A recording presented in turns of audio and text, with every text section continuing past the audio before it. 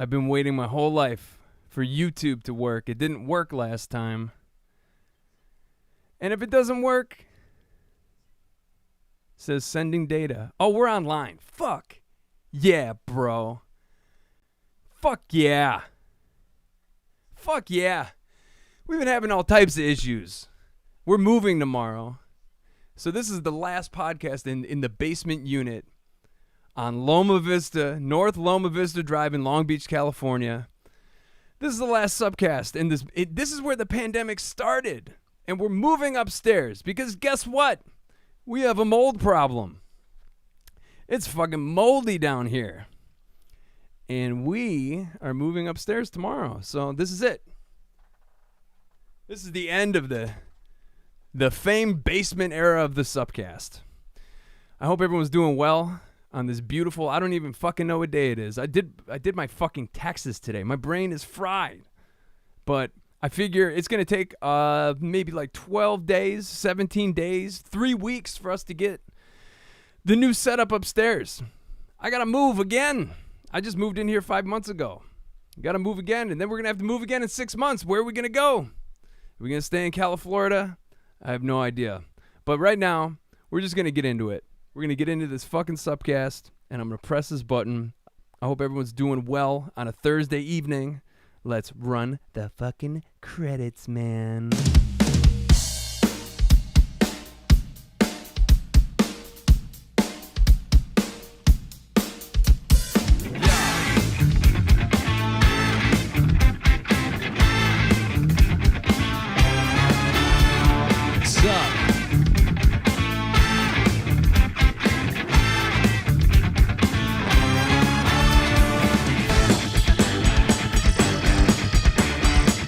Oh, yeah, there you go. Those are some credits for a podcast.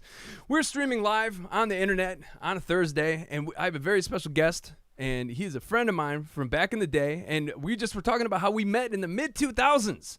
My band had put out an album called I Love Burgers, and this dude started coming around, and I remember he had really long dreadlocks, but I had no idea he was a really talented artist, and I came to know a little bit later this dude makes really fucking cool music. And then I watched his group Passalacqua blossom and become a local phenomenon in the Detroit area. And I watched them rock a show at the fucking Dally in the Alley. I think it was 2012, in September of 2012. I watched them light up the entire city that night. And it's a strange world. You know, you come across people, they take interest in what you do. They burn Trailer Park Boys DVDs for you. And the next thing you know, you're watching them blossom and receive accolades and fucking be on top of the world. And then we just continue to make shit. He was born in February. The artist known as Mr. Brian Lackner. And he's right now in the waiting room over here in Zoom land. And we're going to switch over I'm just going to switch over now. We're going to say what's up to the homie. And I hope everyone's doing well tonight. My brain is fucking fried, dude. Where is this motherfucker right here? I'm going to ask to unmute, and we're going to go. I'm unmuted. We're going to go full screen. Woo! Dude. Mister. Yes, sir. Mister. Okay. Mister. Yes. You ever seen the movie Happy Gilmore where Adam Sandler is driving his grandma to the old folks home, and then the lady goes, Mister, get me out of here. And then he goes, here, lady, eat this. And throws a bunch of French fries at her. Mm-hmm. Every time I hear Mister, that's all I think about. I feel like a lot of people, like when I hear that a lot when people refer to Mr. is Meester. Mister, get me out of here. Here, lady, eat this. They never did do the second part. It's just the first part. Yeah. I should throw fries at him, though. But people say that, too. They say, Mister. But that was the point. I think that's why I chose that name. Oh, for real? Tongue-in-cheeky, and made me laugh. And, it kind of went from there. I wasn't thinking about Google at the time because I think this was when I chose Mr. as a name. It was maybe 2008 or something. Yeah. So then, I didn't know about SEO or any of that shit. So I realized like after the fact, like, ooh, like tough name to like search on fucking anything, but you know, I'm sticking with it. That's just how it's going to be. Yeah, I was searching for you on Spotify today because I wanted to revisit the Passalacqua catalog and your solo stuff, and it was kind of hard to find Mister. Actually, there's a lot of Meesters on Spotify.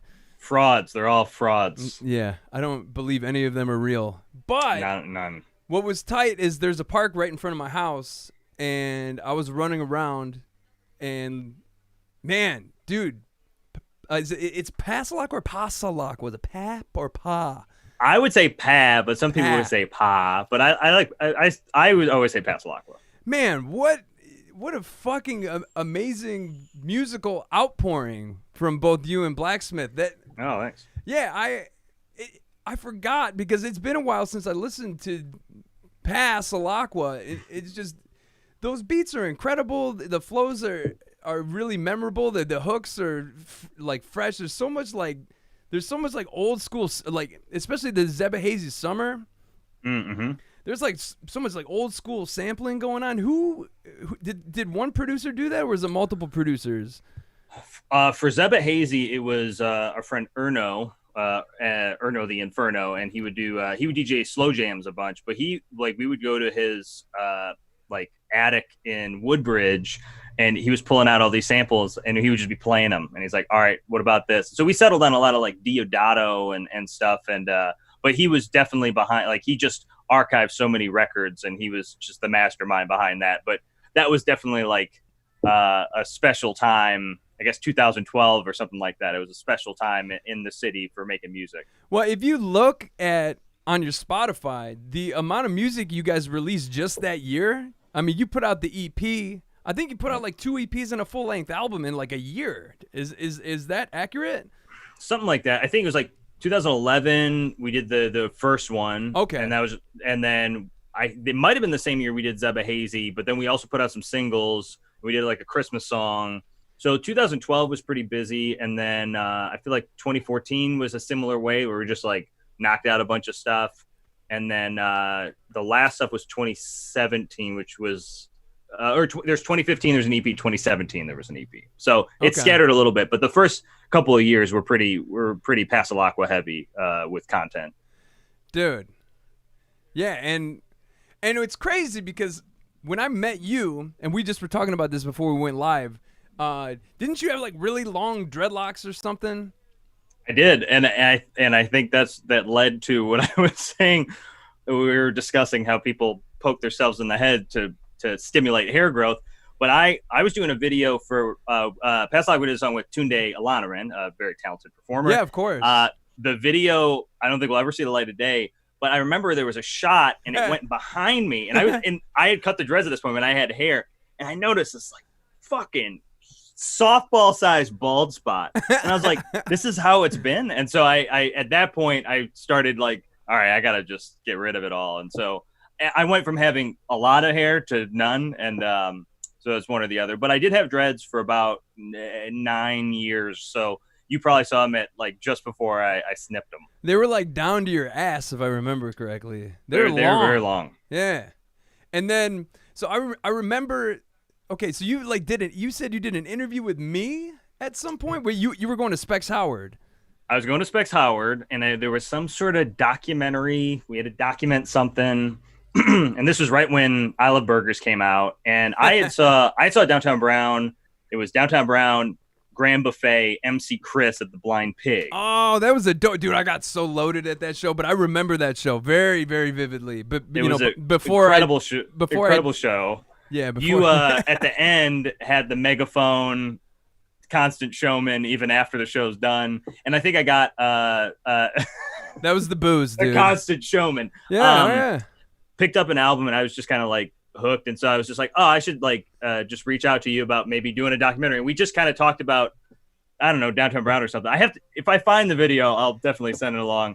I was living in Royal Oak at the time with my buddy Nate, and did we do the interview in that house, in that basement? Do you remember? I think it was. Okay. And it was just, I think it was just you and your guitar. I do remember. Okay. Do you have that footage, man? That's like that. It's somewhere. I have all the old stuff. So it's it's around somewhere in here. So I'm gonna definitely scour through everything. And then it was when I was going to specs that a friend, a classmate, said, I think you would be into Trailer Park Boys. And I didn't know what that was at the time. And at the time, they had 7 seasons and the movie, and that's where it ended. And I must have done the same thing to you, where I said, do you know about Trailer Park Boys? I got to get you these DVDs. And I just ripped a bunch of DVDs. So and you actually delivered them to me, and I just was talking about how I remember that. Now, where is Specs Howard located? It's in Oakland County, isn't it? Yeah, it was. It's Southfield. So they moved. They were Okay. at, I think it was like 9 and Evergreen or something. But now they moved spots. Well, it's funny because I teach there now, so it's full circle. So Wow. 13 years ago, I was going there, and then I've been teaching there since February. What are something you like that. teaching? Digital media. So I do video editing and motion graphics and all that fun stuff. Getting the new generation ready to get out in the world and create some quality content for the people. Well, that's good because, man, when I went to college for creative studies, I was in a 3D animation class, and the guy teaching the class was looking in a book, and he was literally learning the program with the students. And I remember thinking, I'm just like, dude, like, that's a lot of fucking money, and I'm going to be in a lot of debt going to this fucking prestigious art school where the dude who's teaching us doesn't even fucking know the program. Like, there was kids in the class that knew the program better than the instructor. Like, they should have been, just because, oh, man. And that was 01. That was a long time ago.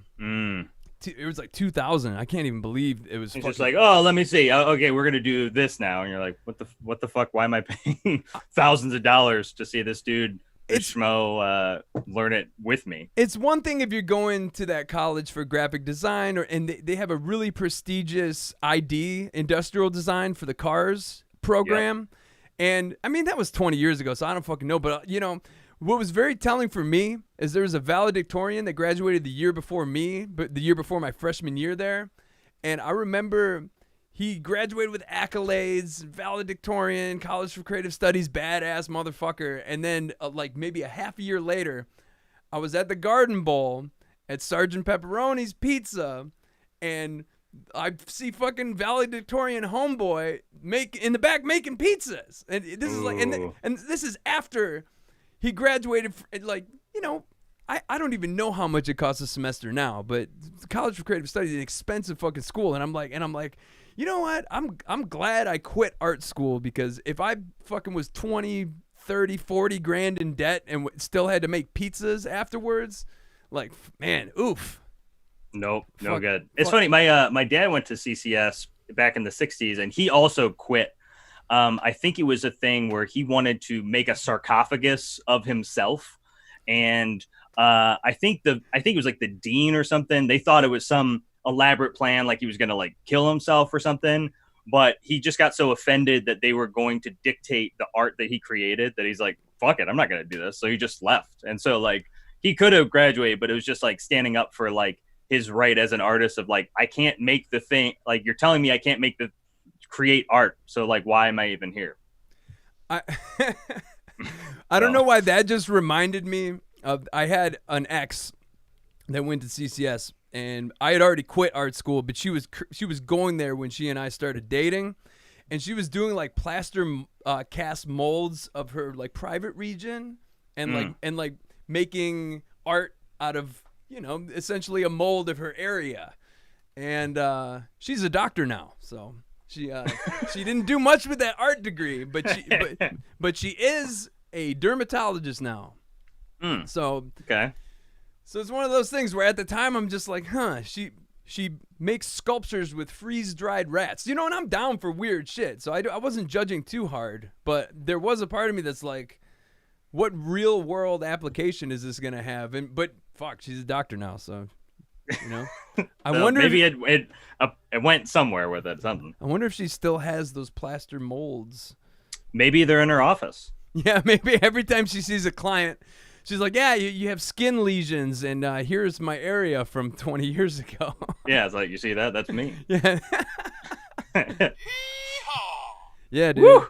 So this is a podcast, and I was talking about this earlier with you. Essentially, it's the COVID thing has been a blessing in disguise because most of the podcasts I did, like I started my podcast in my van, and that was the whole idea of the show. Is I'm in my van, and I'm talking to myself, I'm talking to people in the van, and that was like the format of the show, like a podcast in a van, like band guy in his band van talking about music stuff with weird people. And then COVID happened. I'm like, oh, what am I gonna do? And now, like, because of Zoom and because of streaming and because of all the internet stuff, it's nice. I can talk to people, and I can talk to people like you who generally I see you at a show and we say what's up to each other, and then we perform a song, and then you're gone, and then I don't talk to you for 6 months. This is nice. I like this. It is nice. I like this. I have that same sound effect thing, so maybe at some point, if I have it nearby, maybe we can have dueling yeehaws or something. Yeah. Yeah. That's the good shit. So you were born February 1st or 3rd? 3rd. Okay, I was born February 2nd, and I had JP on here last week. JP from the HB. Yeah. And he does these really funny Instagram videos where he essentially lampoons astrology. Yeah. And the whole predicting the future aspect of it. But what's weird is a lot of Aquariuses that I meet, I have similar personality traits to. And when I was listening to the song The Ooze earlier when I was running around, and it's like you're in my head. And can you go into that song a little bit, like the chorus and the verses of it a little bit, because I kind of want you to pick apart what that song is about, because what my takeaway from it is that you're living your life through a screen and you're craving to be more in reality. Is that, am I picking that up, or? I think that was pretty much it. I think at the time, and it's probably feelings that I still have. I've been off social media since November up until just like a week ago. But I think at the time it was a thing of it was feeling. I just felt a real disconnection with reality and this whole idea of the internet and what that reality is. And I think I was getting very consumed with. I think probably at that time it was like Bandcamp stats of like, okay, who's listening today? Oh, did this blog post it? Oh, we only got 10 people listening today. Well, that's like indicating to me that I'm not shit. And like, it was really fucking with my head, and I was losing sight of the people that were really good in my life, or the things that were really good in my life. I was too overwhelmed with all these things that don't really matter. And so I think that song was sort of that, and just like my struggle with trying to maintain an internet life, but also be true to kind of who I was. And sometimes, and that can be very tough, and you can get lost in the sauce and the internet sauce. And and now I feel like I was off since November, and then just jumping on now, and I've been telling other people, like, everything's just so loud, even though it's silent, like it's so much stuff. And I feel like that break from it made me realize that, of just like, it's hard to like get a word in edgewise, or so I'm just like, well, I'll go absurd with it, or I'll just like promote my shit. But the other stuff, I'm realizing that the physical people in my life that I talk to are far more important than this kind of like phantom people that I'm sort of half making up in my head. You know what I mean? Oh man, I relate to all of that so fucking much, especially because I came out to California and there was a lot of things promised, and ultimately what it comes down to is it's super expensive to live out here. Everyone is hustling their fucking ass off just to take care of themselves. So even if people have the best intentions, they're not going to follow through on a lot of these promises. There has been good things that have happened to me, but essentially the same thing. I've had to do the same thing and just knuckle down and just work at, chasing money essentially. And, But I started this podcast, and I started like looking at analytics, like when you were talking about the Bandcamp shit, and too with like Spotify plays and all the stuff with the bands. So there's the band stuff, there's the podcast stuff, and you can get super immersed in dictating your own value based on fucking metrics and numbers and analytics, and totally can smack you away from the reason you wanted to start doing it in the first place. And the whole reason I wanted to start doing this podcast is because it was like a form of therapy for me.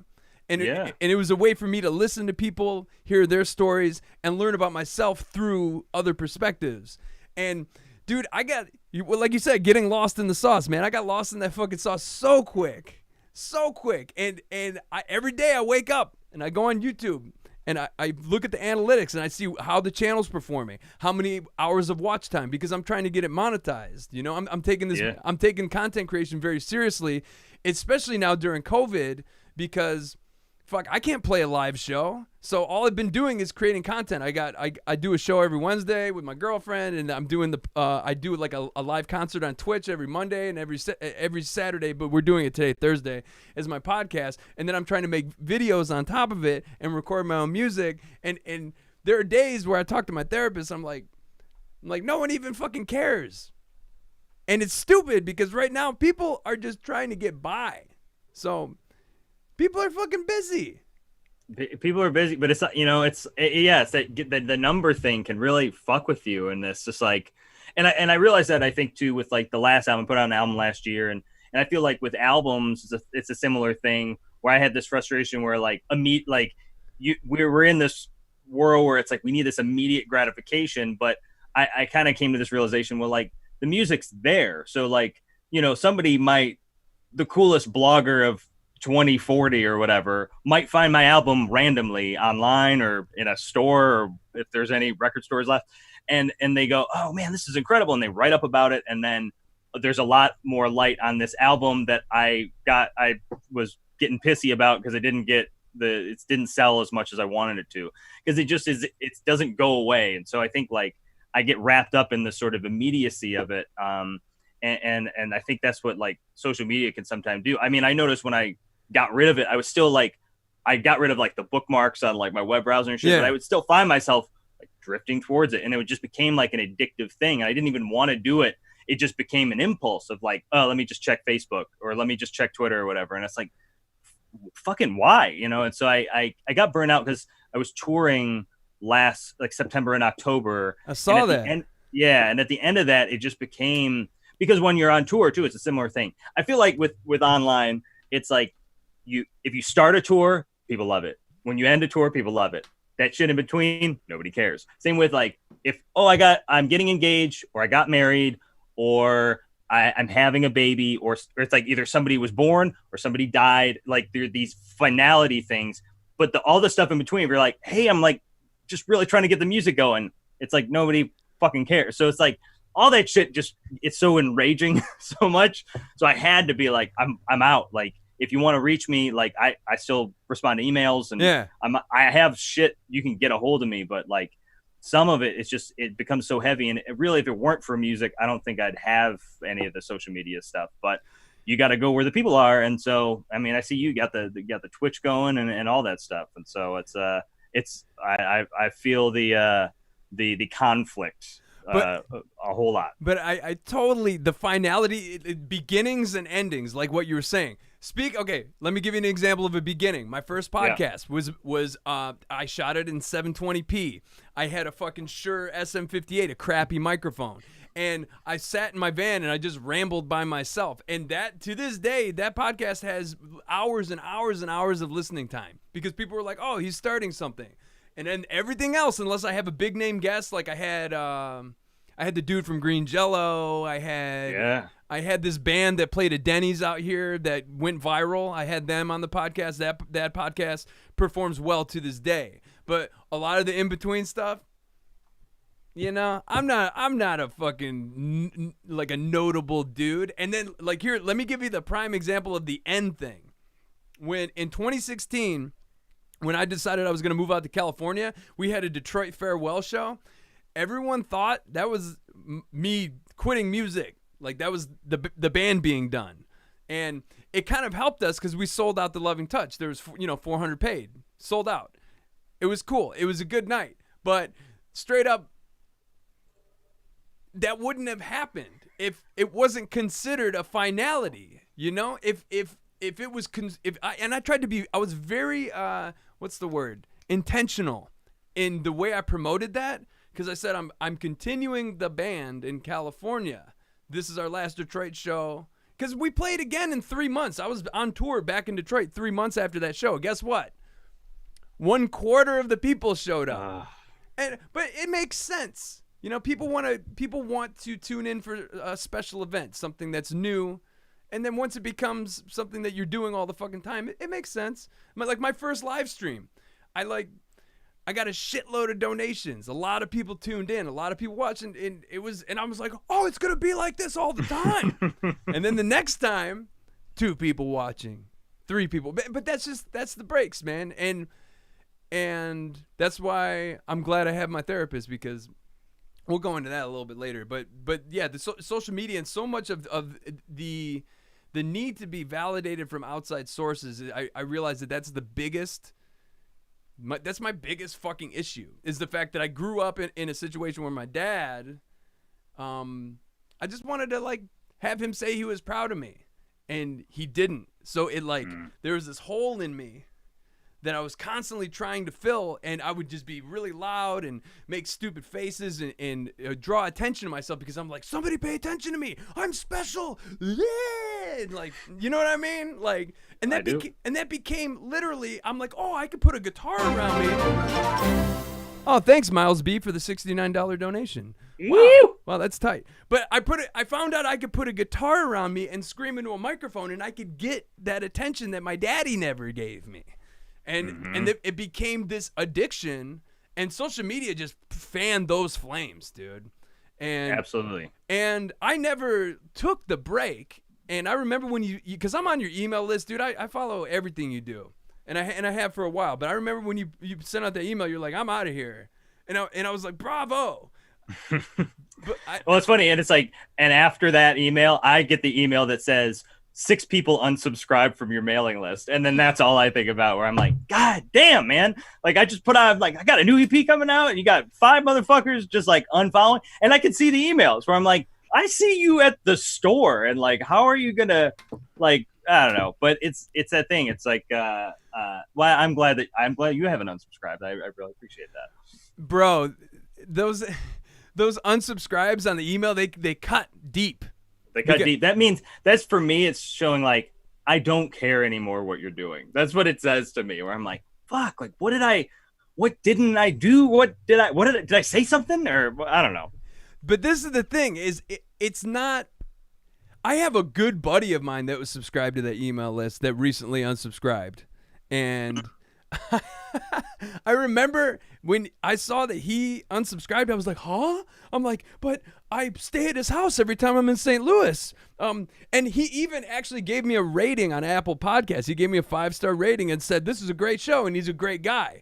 And I guess, you know, you get emails all the time. Maybe he sees what I do on Facebook. He sees, you know, he subscribes to the podcast on Apple Podcasts. Maybe he doesn't need a fucking 3-page email of me being like, oh, I went to the store today and there was a guy and he was lifting weights in the parking lot. You know, like, you know, not everyone. And that's what my therapist said.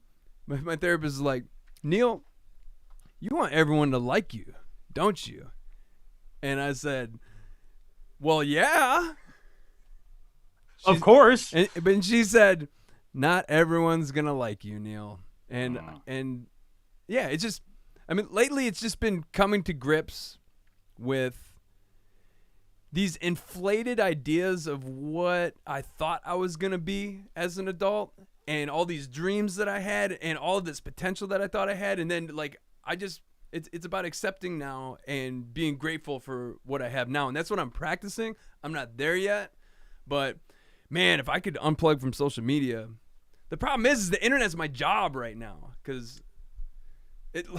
That's true. It's like, and it's like, if anything, it's like you have to go so much harder on social media now more than ever, just to keep it moving, you know? I mean, do you know Oliver Tree? Have you seen Oliver? Yeah. I know Oliver Tree. Yeah, I mean, that, like, his memes, and not necessarily his music, but just the persona and the way he presents himself on social media. I mean, that like made him.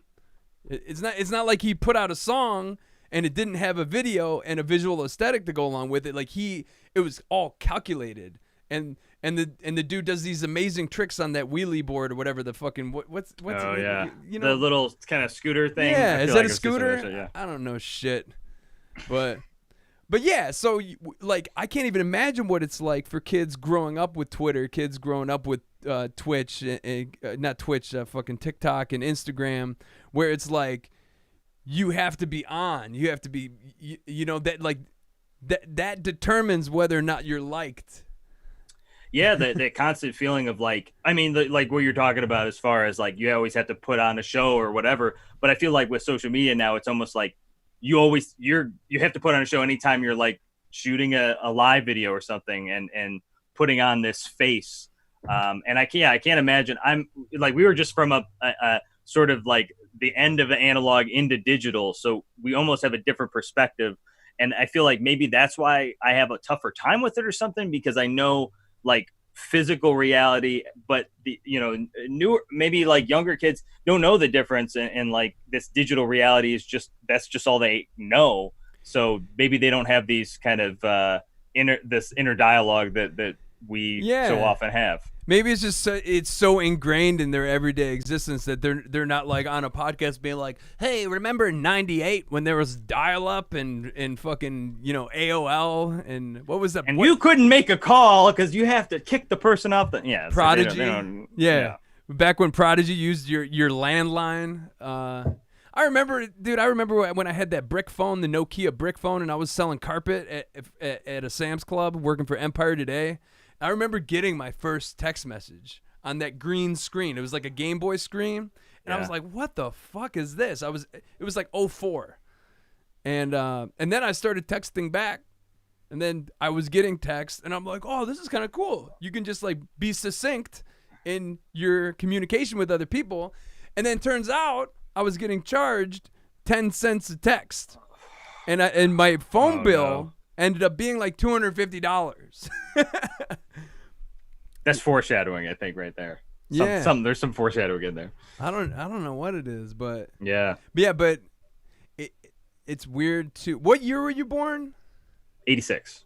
Okay, so I'm a little older than you, but yeah, it's wild, man. I remember I woke up the other day in bed, and I was thinking about 2010, and how 2010 was a decade ago. And it was. And 2010 is when we did that "Get Your Wobble On" song, and it's mind blowing because a lot of those memories are very, very clear to me, and I can't wrap my head around that it's been 10 years.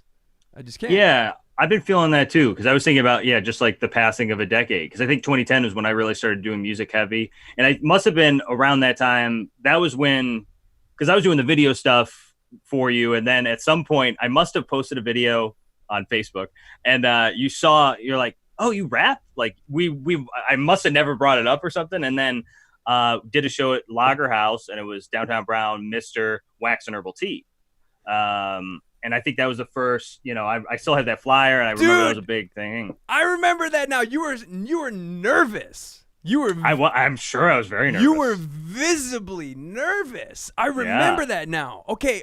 So when you say you were doing video stuff, did we have you help film a music video at Smalls or some shit? Were you on that crew? Was it Smalls? Was it in Westland? The venue's escaping me. Okay. Token Lounge. Yeah. There was like a 3-camera shoot. We did some video, like Live and Sweaty DVD. Okay. Is that right? Okay, so you were helping out. Yeah, and I was shooting and I would come to shows, and I'd just be shooting video, and just like, I still have a lot of those. I was finding video of that. So if you need any old Downtown Brown footage from 07, I got you. Yeah, I don't know if I revisited some of those old DVDs, and man, it's a cringe fest. Like it was always fun. There was this reckless spirit in all of it, but just being sober as long as I've been, because I got sober in 2008, so it's going on 12 years. That's great. In November it'll be 12. Yeah, but it's hard to see me that sick. It's sort of funny. I'm like, yeah, but it's like I was like 250 pounds and I had mustard all over me and I was saying some pretty inflammatory stuff, and so much of it was just the booze talking and I was a mess, dude. So like, as much as I would like to look at some of that, I kind of am like, do it. I'll keep that to myself. I don't know, but if you find it, I'll check it out. It's just I'm a way better singer and a way better guitar player and a way better frontman when 50 pounds less and not on the sauce. Yeah, I mean, I feel like every time I've seen Down to, I mean, I think I always tell you this, but it's like I feel like every time I see you, it's just you just up it every time. Like you're that much more of a consummate professional. And because I've seen both sides. I saw when the drinking was probably at its peak, and then I saw kind of as you've transitioned into the man that you are today. Yeah, and an anxious dude. Yeah, and sometimes angry, and it's like I want to control my surroundings instead of just taking a deep breath and accepting the fact that there's so much out of my control. And that's the main conundrum of my existence. Like even today, I won today. I did my taxes. I got them in on time. It was a favorable outcome.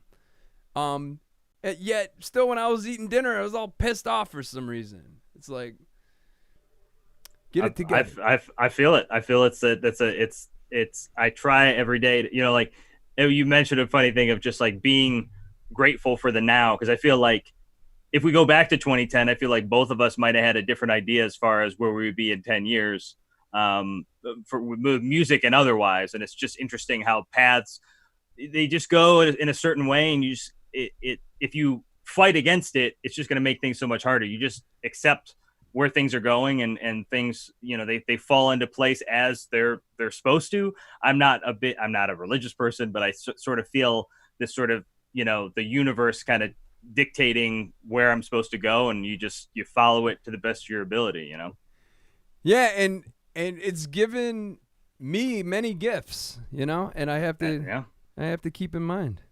Yeah. Here, I want to read this comment real quick. 250 pounds covered in mustard saying inflammatory things.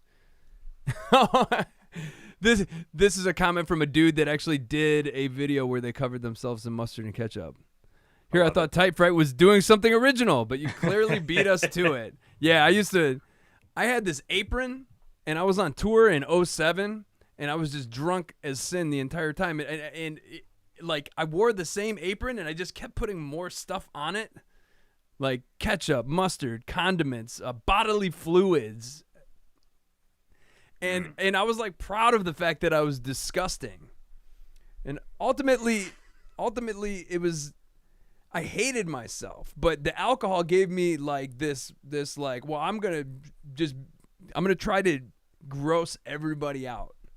But we don't need to talk about me. Let's talk about the inception of Passalacqua. Are you still close with Brent? You still homies with Brent? Yeah, I mean, I haven't talked to him in a minute, but I know he's a dad father. now. He's a dad now, and he's got the wife, he's got the child, and I think he's doing well. But yeah, I mean, we talk on occasion. I wished him a happy Father's Day on Father's Day. It was his first Father's Day this past whatever it was a couple weeks ago. So yeah, he's doing good. The Passalacqua inception came. It started in 2010. Speaking of 2010, because I did the Metro Times blowout at Paychecks and Hamtramck. You did it solo as Mr. Solo as Mr. And that was the first like Detroit show. And so again, nerves were probably shot. And I knew that I needed, because at that time I had just been doing solo stuff and I've been having a great time. But I was like, I gotta up my game. So I was like, I need somebody there with me to like just as a hype man, whatever. And so I thought of Brent because we went to middle school together. And where was that? Where was that at? Hart Middle School in Rochester. Okay, Rochester. Okay. And so we'd been, I moved to Maryland, and then we were kind of out of touch. But then I think on MySpace we touched base probably like 2007 or something like that, and we did some shows together with his group Coleman Young, and I was doing Mr. And then I was like, well, I know Brent, and there's at least enough of a chemistry that I know he could be a hype man and it'd be tight. So we went to Paychecks the night before. We kind of talked about stuff, and then we started doing a lot of shows together because it went smoothly, and a lot of people really liked it. And so started doing a lot more Detroit shows. And then I was working on some solo stuff, and some of the songs weren't finished. I thought, hey, well, since you're doing all this hype manning, it makes sense that we should just maybe do some songs together. And so he started writing some verses. The songs were good. And we're like, well, now it's like we got these like songs. Like, should we just like release something? And so we're trying to think of an homage to being from Hart Middle School, knowing each other since like junior high. And so we decided on Passalacqua, which is like a name of a student, that a classmate of ours. And was he made aware of this? Well, he eventually was, and I guess, and there's I think the documentary is still on Vimeo, like a Passalacqua one, but they talked to Dan Passalacqua, and I guess at first he was like kind of offended, like he thought, because he was like picked on a lot, and so he was probably thinking like, fuck, like, you know, this is like 20 years after or 15 years after the fact, and they're still making fun of me and shit. But he realized that we were doing it in a sincere form. But we put out this Passalacqua EP, and we're just like, you know what? If people like it, cool. If people don't like it, cool. Like, we just got to get these songs out. And for whatever reason, it was a timing thing. The visual, like the album cover or whatever it was, it just picked up steam in a way that we couldn't have expected. We didn't have plans to do any live shows. And then people started saying, hey, you want to do shows? And then that's when like the live show shit started going crazy. Cause like, we were like, well, if we're going to do it, let's just make it different. Let's get so weird. Our first shows, first we would start with like, we would sit at a table and we're reading newspapers, and then we'd rap. And then like I made the Tamagotchi masks, and I was doing confetti solo, but that transferred to like Passalacqua shit. And then it just started snowballing in a really surprising way. And especially, and you know it, like in Detroit, people just don't give a shit about much. And to get people's attention, to keep that attention is really, I mean, it's an impressive feat. And so like, I was really surprised that people cared, because it's something that you chase. Cause it's like that whole, like, I want people to like me. And it's like, everybody that's doing music is hoping that they can reach some people. So it's like, we started doing like a lot of bigger shows. We did Dally in the Alley, like you said. And it was going really, really smoothly. Had a Kaczkowski fellowship in 2012, even though we'd only been a group for like a year. And it was really, really something. And it kind of took us by surprise. And it was based off of something that we really, like, we cared about. We liked it, but we didn't give a we weren't like going out of it. We wouldn't hire a PR or something. We were just like word of mouth. And then you start seeing friends of friends saying, hey, do you listen to the Passalacqua stuff? And it just became kind of its own thing very suddenly. And it was wild, 2011 was a wild year for us. Hell yeah. Yeah. Well, there was a different like artsy feel to it in the visual presentation. And then like, we got to get into the videos. Like, the videos had a really big part. There's a lot of forward thinking, like really artistic shit, and your flows are really abstract. Like I was just, even listening today, I'm like, there's a lot to unpack. You know what I'm saying? I've always liked that. I mean, I've always tried to write in a way that like you can listen back and maybe hear some other shit. And so that was probably a part of it. And yeah, and I also think like anytime you work with somebody else, whether it's a different MC or a producer or whatever, it brings something else out of you. So Brent or Blacksmith has always had a very abstract style that was very unique unto himself. And so I think that energy with mine, it just sort of like, it just merged in a cool way. And people were just kind of like, just down. And that's all you can really hope for. And so that was pretty cool that things kind of came together the way they did. Yeah. What was the first video? I think the first video was Sunset City, which was a pretty simple one. Our friend Tony Katay, I always said Katay, but I think it's Katay. I remember that video. He's an amazing cinematographer, and that's the other thing too is the people on your team, whether or not you want to refer to it as a team, but the people that came to the forefront to help you in the visual representation of all of it are all top fucking notch. Colin Doerr. Fucking Andy, what's his last name? Oh, Andrew Miller, yeah. Andrew Miller, incredible. And then Tony Katay is a really good cinematographer too. So you put out this music, and then it caught a little bit of steam, but all of a sudden you're releasing like fucking super H, and this was back in like 2011, 2012, but all the stuff is like 1080p, super HD, a lot of like slowed down 60 frame per second slow-mo, really cinematic, beautiful imagery, and it's like, yeah, it was. I just watched it happen from afar, and it seemed like lightning in a bottle. I'm like these dudes. Like when I saw you at Dally in the Alley in 2012, there was a fuckload of people, and everyone was vibing. It was like victory. I was like, I remember just being there and being like, wow, these guys are winning right now. It was cool, man. It was a fun time. I mean, and speaking of the Colin video, I'm not sure, but I think I'm still the only rapping vagina in a music video. So if you're listening, the Sirens video, I think it's only on Vimeo because there's a lot of nudity in there. So it's NSFW.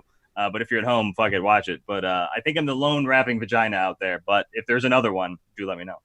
Yeah, it's definitely too hot for YouTube. Too hot for YouTube. That's it. But that's Colin Doorer for you. He's a really visionary guy, and he likes ruffling feathers. And I don't know, did I ever tell you the whole story? Like, we were supposed to do a video for the Get Your Wobble On song, and we shot some of it. Okay, so you actually were involved in the shooting of it. Yeah, we had to shelve the entire thing because our label at the time, they said, if you release this video, we're gonna drop you from the label. And the thing, I had to make a decision at that point, because the label was shopping management for us and pretty much secured us a management deal out in LA with Norwood from the band Fishbone. And I had to tell Colin, after he put all this work into the concept, into the shooting, into the editing, he made a trailer for the video, I had to tell him that we couldn't do it.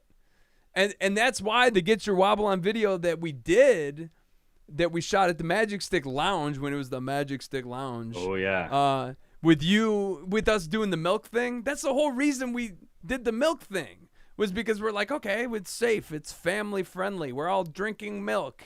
Meanwhile, we're on stage saying really fucking offensive shit. I remember for the Wobble video, I think initially, I think Colin's idea was in my verse, I was going to be beheading myself. I think that was the idea.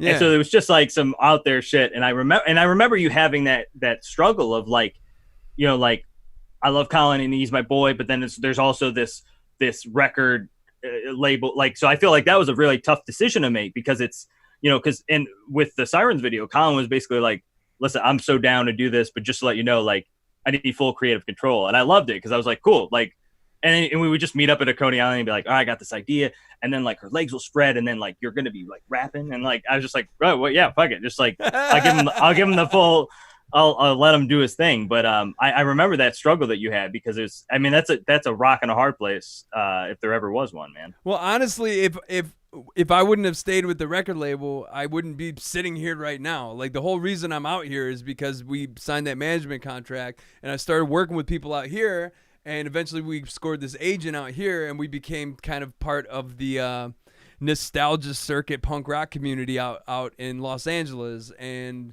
now I'm fucking living in Long Beach. And and it's weird because like I've worked so hard to get to where I'm sitting right now. And right now I don't have access to any of those perks that I work for. You know, in fact, I'm just like, dude, I could be making music with my friends in Detroit for way cheaper and, you know, be a part of a community. And when out here, it's like, it's just too large and it's too expensive. And I wrestle with it all the time. But yeah, like that was one of those fucking fork in the road decision making, because I could have told record label guy, fuck you. We believe in this vision. We believe in Colin. And if you're offended by art, then you're a fucking square anyway. You know? But I didn't do that. I fucking caved and told Colin we're going to shelve the video. And, you know, he and I probably shouldn't have hit that then. It was kind of inappropriate. But he and I, there was a rift there for a really long time. He and I have been talking a lot lately, and I've always been a huge fan of his work, and I met so many cool people through him, and he did a lot of great work for my band, and he did it pro bono, dude. We didn't have a budget. We didn't he did a video where we all dressed up like classic monsters, and he shot it in the attic in his old place on Forest. Or was it 4th Street? He lived off of 4th Street. Oh, yeah, that's right, 4th Street, yeah. Yeah, and dude, he just did it all because he believed in the band. And I hate to say it, but it makes sense because out here you got to make money. People don't do shit because they believe in stuff. Some people do. Yeah. There's some people that are like, okay, I'll do this for you because I believe in the art. But most motherfuckers, they come out here to make money, to make art. That's the difference between Detroit and LA. In Detroit, they're just like, oh, I have a job and that's how I pay my bills, but this is what I want to do with my spare time. I want to make cool art, collaborate with cool people, and just do cool shit, you know? But out here, it's like you talk money first and then you talk ideas. In Detroit, you talk ideas, and then if money happens to be involved, it's like an afterthought. I know exactly. You get what I'm saying? And I feel like that allows for more creativity because you're not so pent up with like thinking money first, because I think that can be a bad look. Dude, I paid a guy, and I love him to death, and he does great work, but I put on a credit card. I fucking maybe spent $3,000 on a video that I didn't even put out because I wasn't involved in the making of it. Wow. I was dealing with this crazy at-home situation in 2017, and I had this single, and I'm like, oh, well, I'll have this guy film it and edit it, and I'm sure it'll be great because he does great work. And I wasn't there working on it with him, and he showed, and I was paying him hourly. But this is the thing is, that dude has to eat, and that's his bread and butter. Like, he makes videos, and he gets paid hourly, and I agreed to do it. So I ended up not wanting to release the video, and because I just didn't vibe with it. I wasn't like down with it. But what song? It's off the new record. It's the You're So Fucking Cute. I just don't know it. I don't know if you heard the new record. Yeah. I got pretty emo on the new record. So you got to get emo sometimes. Come on. Yeah, I was saying, Don and Ron that used to be in DTB, Gravelton's era, they're doing their Drown thing. And then Don's making a lot of solo music. But I was saying on my stream on Wednesday how I kind of went more like pop emo on the latest Downtown Brown record. And there's some punk and funk and stuff in there too. But I really got really emotional and like really let it all out. And what's cool about Don and Ron is they got even weirder since Gravelton's. Like they got even more abstract, even more dissonant, even more just like fucking silly. Mm-hmm. And there's a part of me that's like, man, I got to get back to not giving a fuck.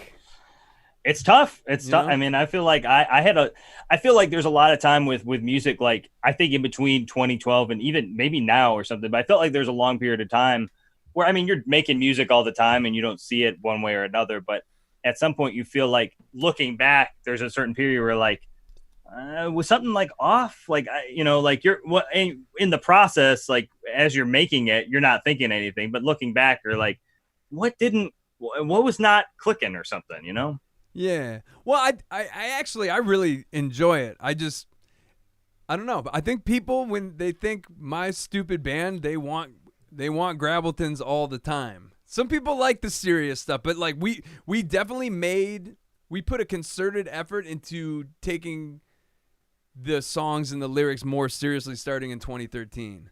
Yeah. And I think ultimately people just want to hear fucking like cracked out ween funk, like Gravelton's Beach Kids music. I don't know, but I mean, the album I had last year was like, I'm really proud of it and I really like it. But it's serious and it's heavy and it's shit that I had to get out, and people like it. And I think people can appreciate that. But I think, ultimately sometimes it's like, you don't want to be hearing the serious shit if you're going through some serious. I don't know. Like that's what sort of, at least in retrospect, my feeling about it was like maybe it was too heady or something, and that kind of led to like I'm like, well, I got to just get out of my head and just try some different shit and then see if that sticks. And but it's all What was the title of that project? Was that the Approaching Land project? That was Approaching Land, yeah. And you collaborated with another MC on all of that, or was it a producer?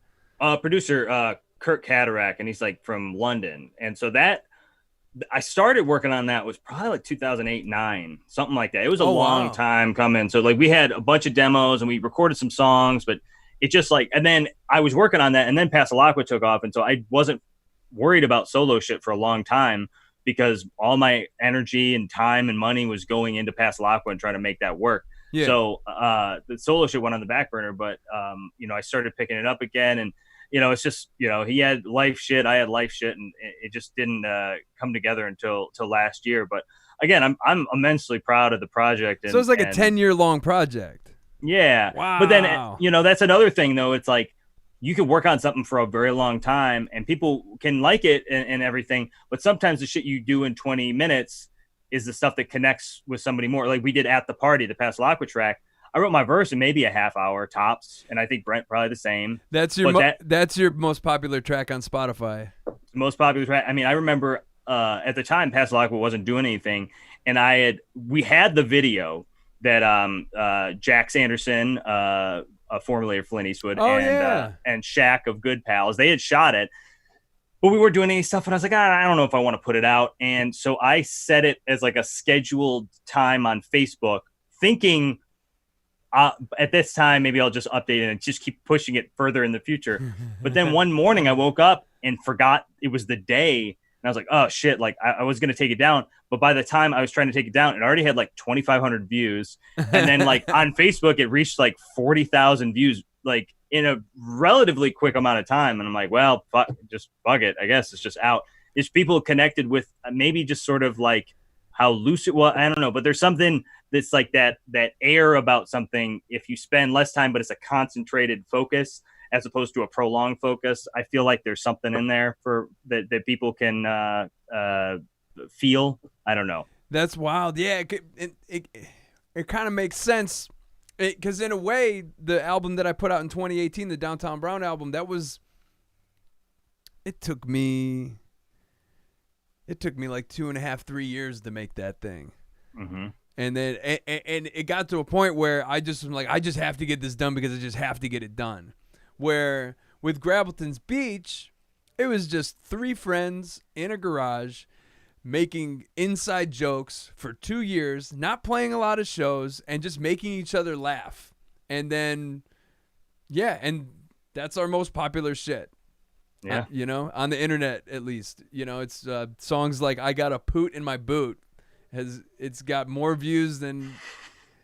It's the stupidest song. It means nothing. There is no point. It's idiotic. In fact, Brett Callwood, he was at Metro Times at the time. He's out in L.A. now at the L.A. Times. He said, we make the Bloodhound Gang look intelligent by comparison. Oh, man. He went for the jugular. He's like, this is the stupidest thing ever to exist. I mean, granted, he did no research. He had no idea of any of the other music on the album or in our discography. We were already a band for 9 years at that point.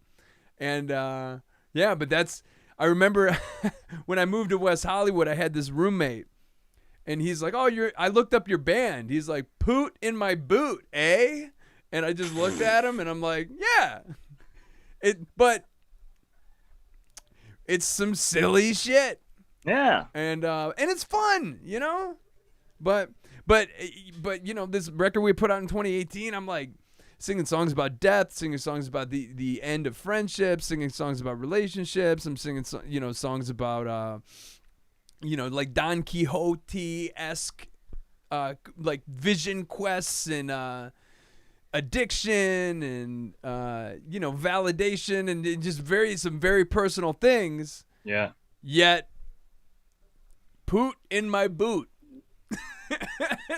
We're like, we want more poot. That's what we want. That's the calling card. And all poot in my boot was someone just wrote it on a dry erase board.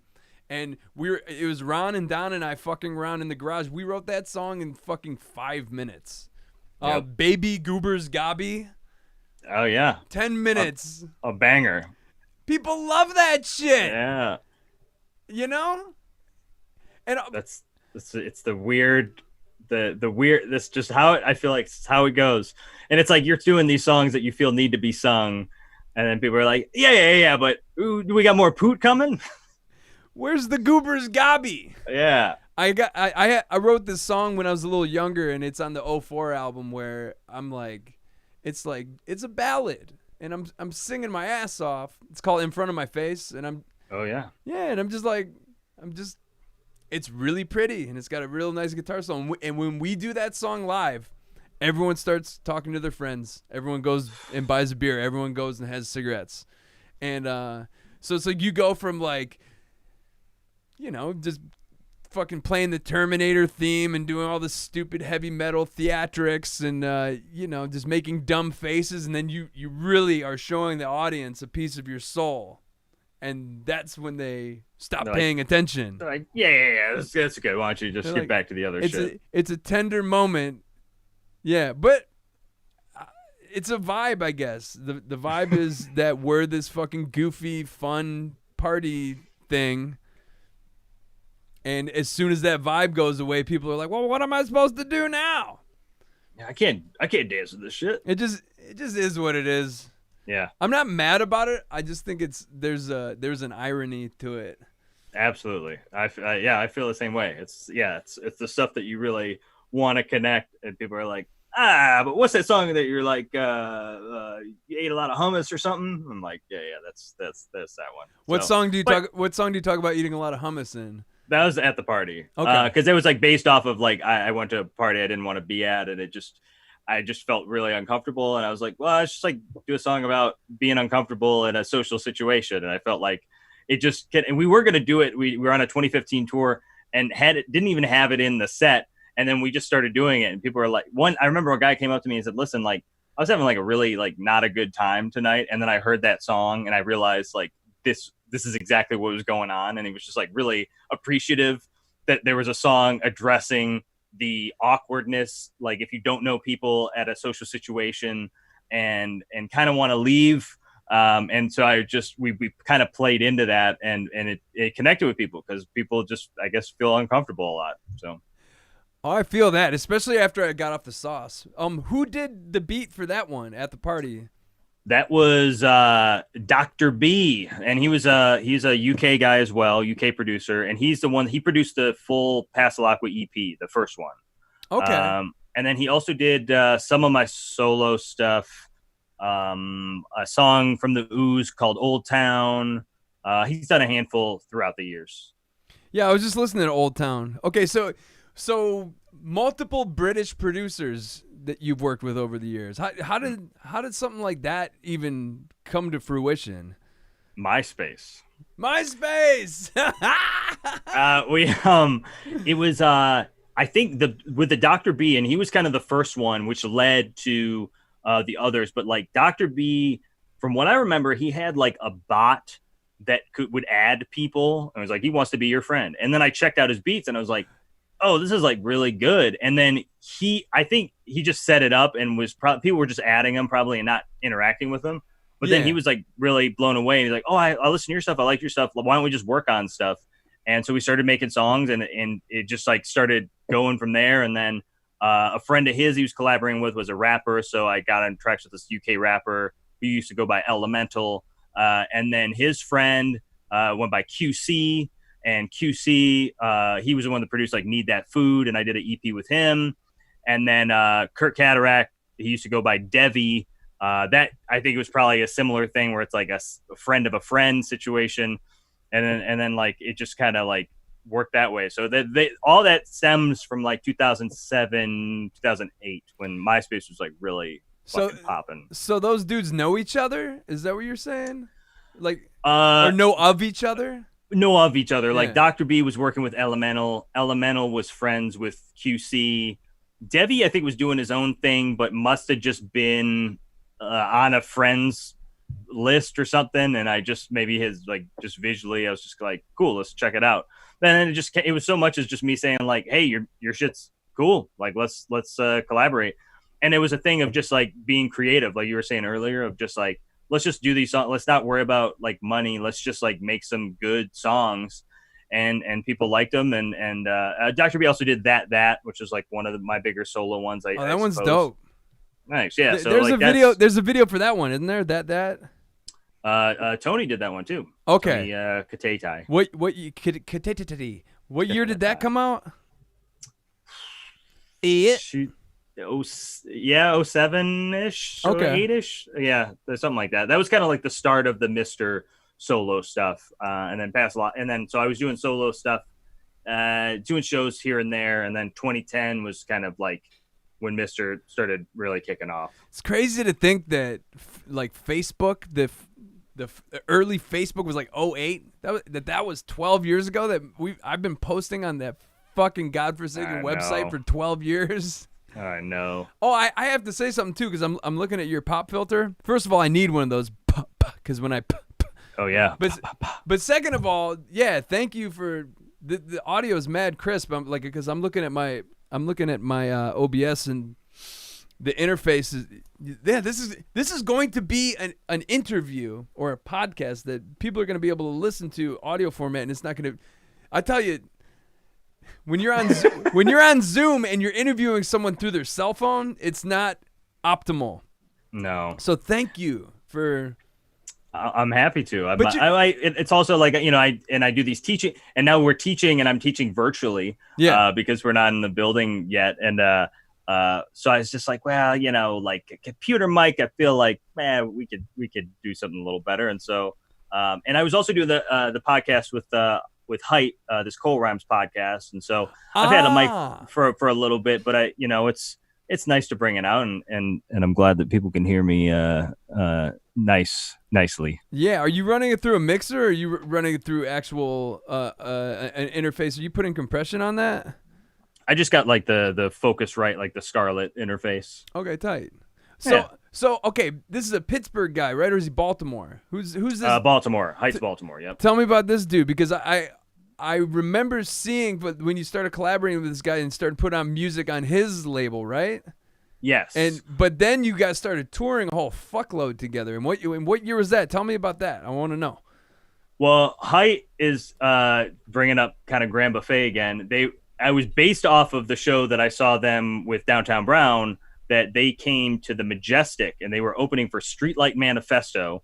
And who? But Grand Buffet? Grand Buffet was. What? And so my friend and I went, and we were pretty much the only people in the crowd that came for Grand Buffet. Yeah. Because they're like weirdo Pittsburgh rap. Oh, and then it's like the ska shit. So Height was on tour with them, and we'd come out and do a song with one of the members, Jackson. And so I went to the merch table, and I picked up his album, Winterize the Game. We stayed in touch. I saw him at some shows in Detroit over the years. And then in 2015, he was following what I was doing and what Passalacqua was doing. And he was doing this Wraparound Robin tour in 2015.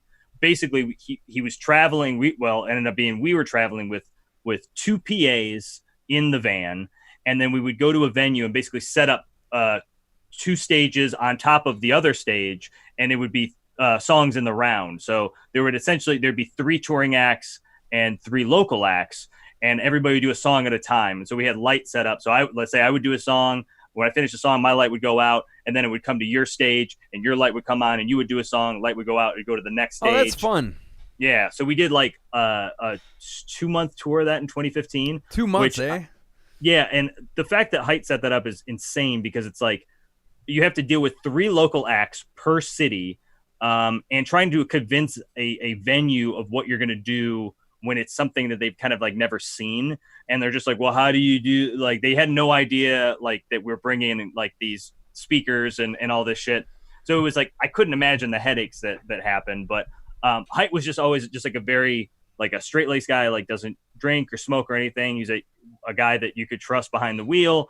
You know, he kind of handled everything, and we just kind of got along great. And then it came to his album Computer Rocker, and he was like, he wanted a featured MC on the album, and he asked me to do it, and I was like really stoked because I was just a fan of Height. I just thought he was like a good rapper, and then it kind of went full. I took the photo for the cover, so I was like the first time doing like album art for really anybody, and I was featured on a bunch of tracks, and we just stayed in touch and just kept knocking stuff out. So I started working a lot more with Cole Rhymes, and we're just like just the homies now, and it was touring. I mean, that like finding somebody that you could tour with reliably that you can trust, and it's not always the easiest thing. So I think it was just like I was just like, hey, like I know Brian's reliable, so like let's just get back on the road. And so since 2015 on and off we've been touring a shit ton. Awesome. Yeah, because my brain's pretty melted. It's been a very intense day. I feel you. But so okay, now are you doing most of the touring like the round robin style, or did you just start doing some shows where it was just like you guys, like the both of you, Height headlining, or you guys co-headlining, or what was the deal with that? Yeah, it was, well, the round robin was 2015, and then I think after that it was just kind of like we would do smaller round robins. You kind of just realized like you don't have to do a 2-month tour. It sounds good and like it's like on paper it looks wow awesome, but it's like it's like not that awesome. Like it could be 2 months is a long time. It's like you're living a parallel life and to a lot of people, and we realized that like you could do a couple weeks and you could put a lot of work in a specific area, and that would be run a little bit smoother. So we were doing a few round robins like that, and then for the computer rocker stuff, like I was kind of doing like the Hype Man stuff for Height, and I get like a couple solo songs in there as well. But I was just kind of like there to support Height, because he always had like a light rig, which I always thought was cool, and he always had like his shit organized. He was Height with friends for a while, so we have a rotating cast of either a drummer or somebody doing lights or just like, and so like I was kind of he started doing Height Keach that round robin tour as just a solo act, and then from there like I became kind of the Hype Man go-to, which I was honored to be. Excellent. And let's get into that. Okay, is the band called Big Something, the jam band? Yes. How did you become involved with a jam band? That's a question and I think I was working Electric Forest in 2018. Yes. And you were asleep? And then did I get a text from you? You're like, oh man, like I just missed you or something like that. So I didn't see you. That was a very strange experience. I was working a burlesque show, a late night burlesque show, like 4 days in a row for 2 weeks at the Electric Forest Festival, and we did like 72 shows. And I essentially was a stagehand, but I played guitar, I had some lines, but mostly I had to just catch underwear, like chicks' underwear, dudes' underwear. Like it was a very interesting experience, but I'm not the whole. I don't do enough drugs to really enjoy myself at a festival like that. It's just not really my scene. I get that. I'm old. My body hurts, and I took some mushrooms. Ended up just getting kind of bugged out. Smoked a bunch of cigarettes, and was like, I don't feel well. But okay. But let's get back into it. Big something. It seems like on the East Coast, it seems like they have a pretty like loyal big following. Like they do their own festival and stuff. So how did you get involved with those guys? I was in Maryland. I was living in Maryland for 5 years, like during my high school days. So like from until I graduated high school, I was in Maryland, and I was working at a Starbucks at the time, slanging these lattes. That's a hard job, man. Yeah, it was at the time though. There wasn't as many restrictions. That was actually the first time that I experienced mushrooms. It was it was at Starbucks, and also that's where I was freestyling a lot. I was freestyling like my half-hour breaks. I would be rapping for 40 minutes outside. I would just go over my break, just freestyling and stuff. But one of my coworkers was he was the drummer. He's like, oh, you got to check out this band of mine. And at the time, they were just called Anonymous, and it was a 3-piece. And then like they found, oh, he raps. So then I'd like jam with them or whatever, like in their practice spot. And they'd be playing, I think it was a spot called O'Brien's. It was in Rockville, Maryland. And it was like a restaurant, but they had like a stage. And so I'd like do some songs and do whatever. And then they went to Elon University in North Carolina. And that's where like Big Something kind of started. They were still anonymous, but the band started growing. It was a 3-piece, then it became a 4-piece, then a 5-piece, started adding horns and stuff. And we just stayed in touch over the years. So that was 2004. But they really started picking up steam. And, I think in 2010, I think they changed the name to Big Something. And from there, it's like they, now like they're playing big festivals. Just they're doing a lot of really good stuff. And so like I would go down there usually every year or every other year or something just to get on these tracks with them. And it's just been fun. Like they're homies, and every time we get together, they always push me, which I really like. Like Nick, the singer, is always like, "Hey, can you learn this?" Like I was never, from a rap perspective, like it's weird to do covers. Like, but they're always doing covers. And they're like, "Oh, can you like learn this song? Can you do Gin and Juice by Snoopy Dogg? Yeah, we didn't do Gin and Juice. I did. I remember doing Cowboy by Kid Rock. Oh no. Yeah. Oh, but this was like, this was 10 years ago. It was tongue in cheek though. Like it was tongue in cheek. Was it? Or were they like, dude, Cowboy's gonna kill. People love Kid Rock. It's like a jam. It was like sort of a jam band thing where like they like the Big Something experience and like. And I get people that don't like jam bands. I understand, but like when watching them, like it's just one of those, like they got it. Like they're just good, captivating, great light show, incredible musicians. But then like they hit these, like they play these songs, fucking Cowboy, like just people know it. And they're just like, they're fucking playing even if they don't love the song. But we did a lot of, collabs and stuff. And so I was down there, I guess the last time I was, they've come to Detroit a few times. And so like anytime we get together or they're coming through this way, or if I'm coming through Carolina or something, we try to link up. So they've been the homies for 15 years, something like that, which is really wild because I saw them hit a stratospheric jump and they're doing real, like, I guess they get played on Sirius XM a lot. And that was like a big pop off for them on the Jam On station. And they just became like regulars on that. So yeah, they're just the homies forever, and so I got entwined with the jam band community, and it's tight. I can get down. I see it. I can see it. So what other songs would you cover with them besides Kid Rock Cowboy? Did Getting Jiggy with It. Did Feel Me Flow by Naughty by Nature was, I think, the first one, and that's just hard. Like Tretch is rapping his ass off. Like if you listen back, it's like a lot of words. But I remember that was like probably 2004 that we did that cover. And I remember being like, I think I was like taking a flight down there trying to remember all these words. Because that's the thing. It's like, I rap the way that I rap, but trying to learn somebody else's cadence so specifically can be tricky. We did California Love with Blacksmith. So it was like, I did like the Dre verse, and then Brent did the Tupac verse. God, there's a mighty list of covers that we've done, but they're fun. Like, they're lighthearted thing. There's not like, we love Kid Rock, and so we're gonna dedicate this. Let's just kind of like, let's fucking do Cowboy, baby. Whatever. It makes sense to sprinkle a song that everybody knows in like a 3-hour long jam band set. Like that makes sense to do that. Yeah, lighten it up, or just like like the people love the jams, but if they can recognize a song and you got these talented musicians playing it, they're just like, they eat this shit up. Yeah, if they hear California Love, everyone just starts going,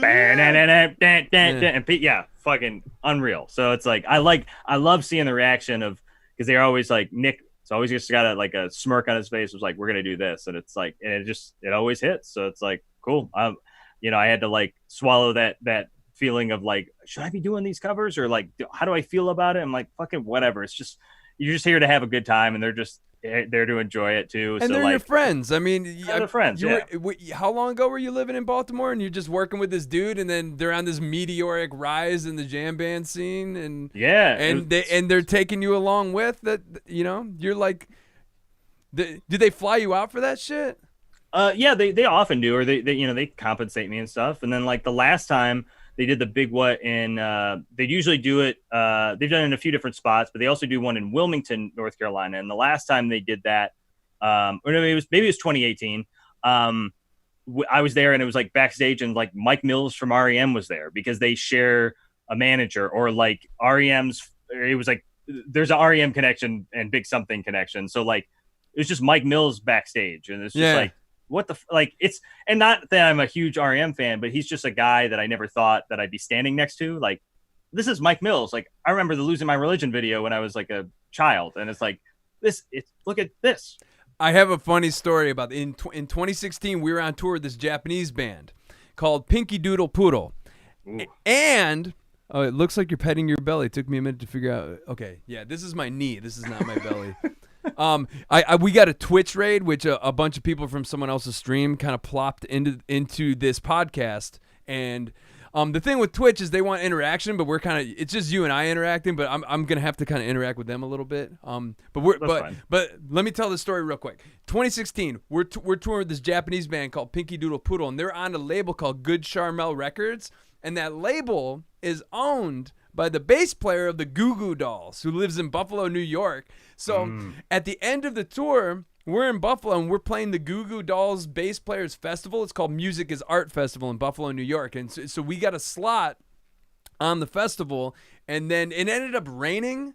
The whole thing got rained out. So next thing I know, I'm in a van with this Japanese band that we've been touring with, and then all of my band guys, and my girlfriend at the time was in the van as well. And we're just being driven around Buffalo by the bass player of the Goo Goo Dolls. So it's like, yeah, little shit like that is always just like, I never thought when I heard Iris on, in 1999 on MTV, like, what was the song? I want to wake up where you are. Yeah, that's it. I won't do anything at all. And then, and that's like Slide. Was that one? Why won't you slide? Yeah. Oh yeah, good shit. Or what was the one? And I don't want the world. That's to Iris. See me, 'cause I don't think that they'd understand. If I had a lighter, this is where that would be. When it sucks that we got this. Not that it sucks, because this has been an amazing podcast, but getting a raid when I don't have my guitar and everything set up, because I want to entertain people, but this is the podcast. This is just us talking. I don't know how necessarily entertaining it is, but I think it's been a very substantive episode. Yeah, with two dudes talking shop, two dudes that were born one day apart, some years apart. Unreal. Okay, it's man, what do the Twitch raiders do? I guess I'm not up. I've been on Twitch like once, but what are they saying to you? Well, Twitch is about community, and pretty much the chat is communicating with the streamer, and there's X number of people in the chat, and then you could like throw bits, which is a way of like throwing a tip, and you can like throw donations, and you can cheer with emotes, and it's a whole thing. It's like a virtual kind of like audience that is reacting digitally, because you can't hear what they're saying, you can't see them waving their hands, so you entertain them and they give you stuff in return, and you can raid someone else's stream, and pretty much what that means is everyone in your chat, when you're done streaming, you can like throw all of those people into someone else's stream. So I'm pretty sure that Glowstick Willie raided. I don't have the Twitch chat. I have a different chat up, so I don't know who. I'm pretty sure Glowstick Willie, my friends, who are a cool jam band from Indiana. We're already talking about Big Something. They're called Big Something, right? The band that you perform with? Okay. Yep. And their festival is called the Big What? Called the Big What. But Big What, like question mark. Yeah, like it's got like the Big What? Yeah, the Big What? And how many people were at that festival? It seemed like there was thousands of people there. They do well. I mean, it's like usually like a couple thousand, and it's like everybody camps out, and they got all the food trucks, and they got a little general store where you can get all your whatever Band-Aids and sunscreen and all that shit. And like they make it a very communal experience, much like all the homies on Twitch right now. It's a community effort, and And that's what makes it a lot more fun. It just seems like this like sort of second family, and everybody's always very inviting. And I've been welcomed with open arms. So that always means a lot to find a group of people that are down with what you do. Yeah, it's a beautiful thing. Yeah, because like Glow Stick Willie, the band that we're friends with, we have never played like a jam band festival or, you know, like a festy in our entire career. Downtown Brown, we were always a punk band. Yeah. And playing... Everything we did was like punk rock short sets, you know, and we got invited to play their festival called Willig Town, and they're like, how long do you want to play? 3 hours? I'm just like, dude, it's like I burn out after fucking an hour. You can only go for too long before, you know, I've played like an hour and a half set before, but man, going over an hour, it's not really in my vocabulary. We're not really a jam band. We're just like a fucking punk rock band that plays a little bit of funk.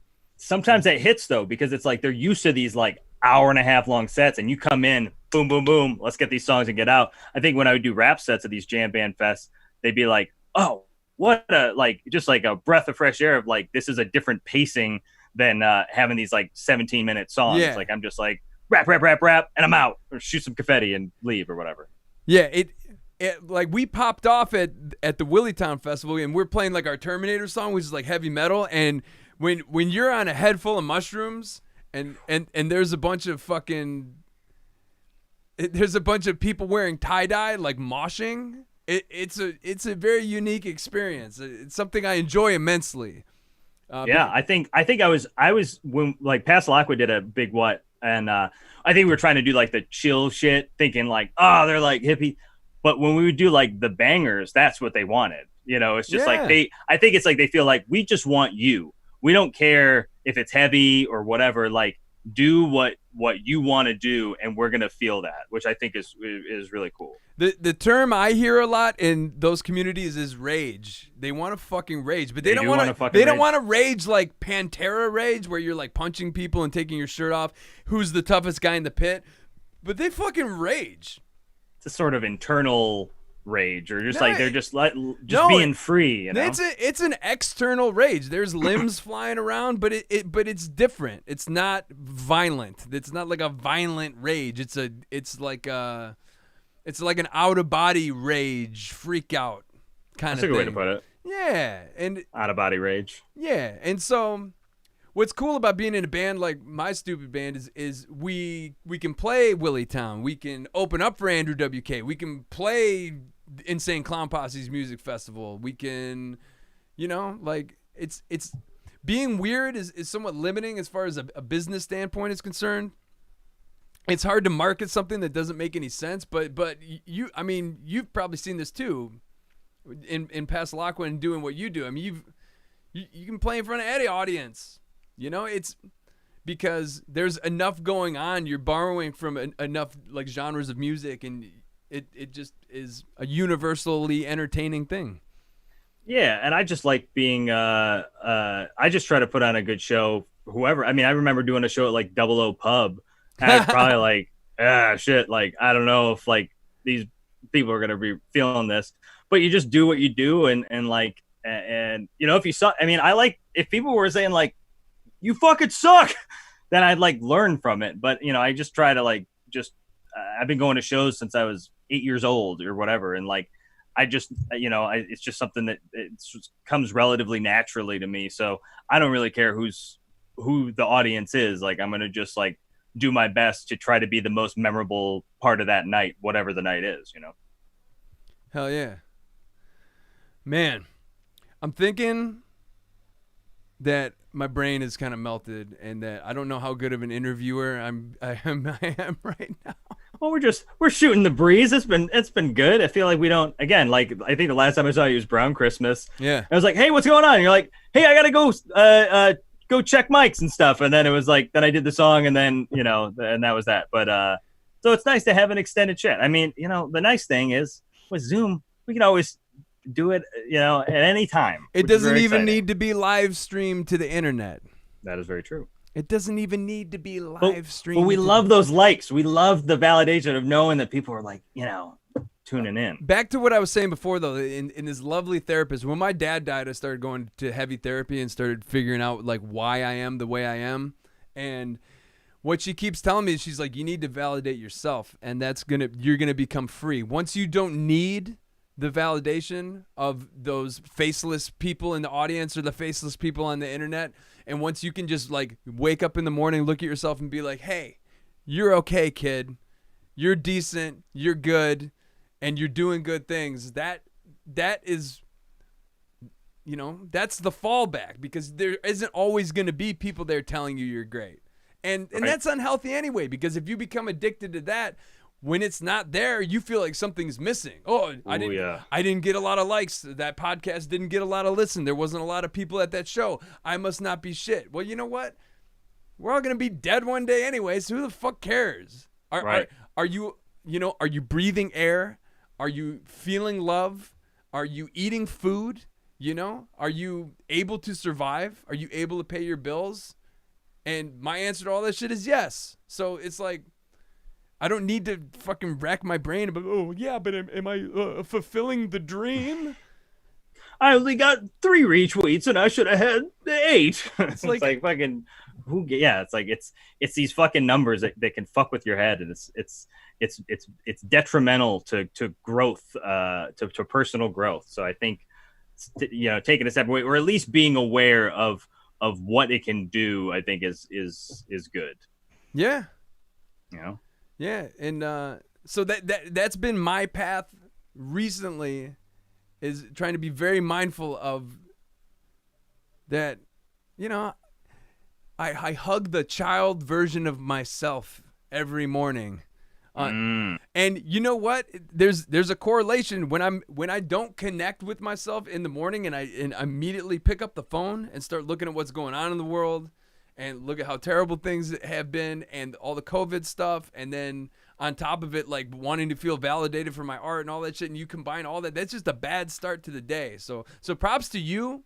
I know you're on social media now because you are about to release a new project, but props to you to being able to walk away. I mean, that's strength, baby.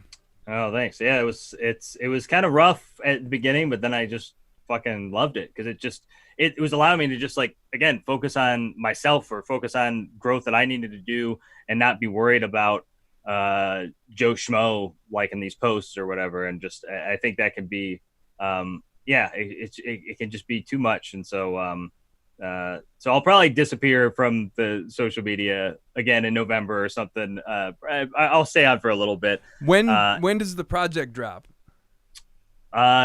Really, according to Eastern Standard Time, 34 minutes ago. It drops today, July 10th. Sounds of Pets, produced by my friend I Alive from Philadelphia. Is there a URL I can write in the chat so I can get the people watching to check it out? Oh, yeah. Well, I think mr.bandcamp.com is probably the best way to do it. I have some there's some merch on there that is the new music live? Well, we got the Damn Buddy single live right now. That. Yep, we got that going. There should be a video in the coming hours. But then, and it should be on Spotify as well. If you search Mr. Sounds of Pets, if you search Mr., it's going to be an uphill battle, my friends. But if you search Mr. Sounds of Pets or Mr. Damn Buddy, you'll at least find my page, and you could kind of see it all happen. And then, and I'm on heyitsmr.com is my website, and that has links to all my social media. And most of the social media is at heyitsmr.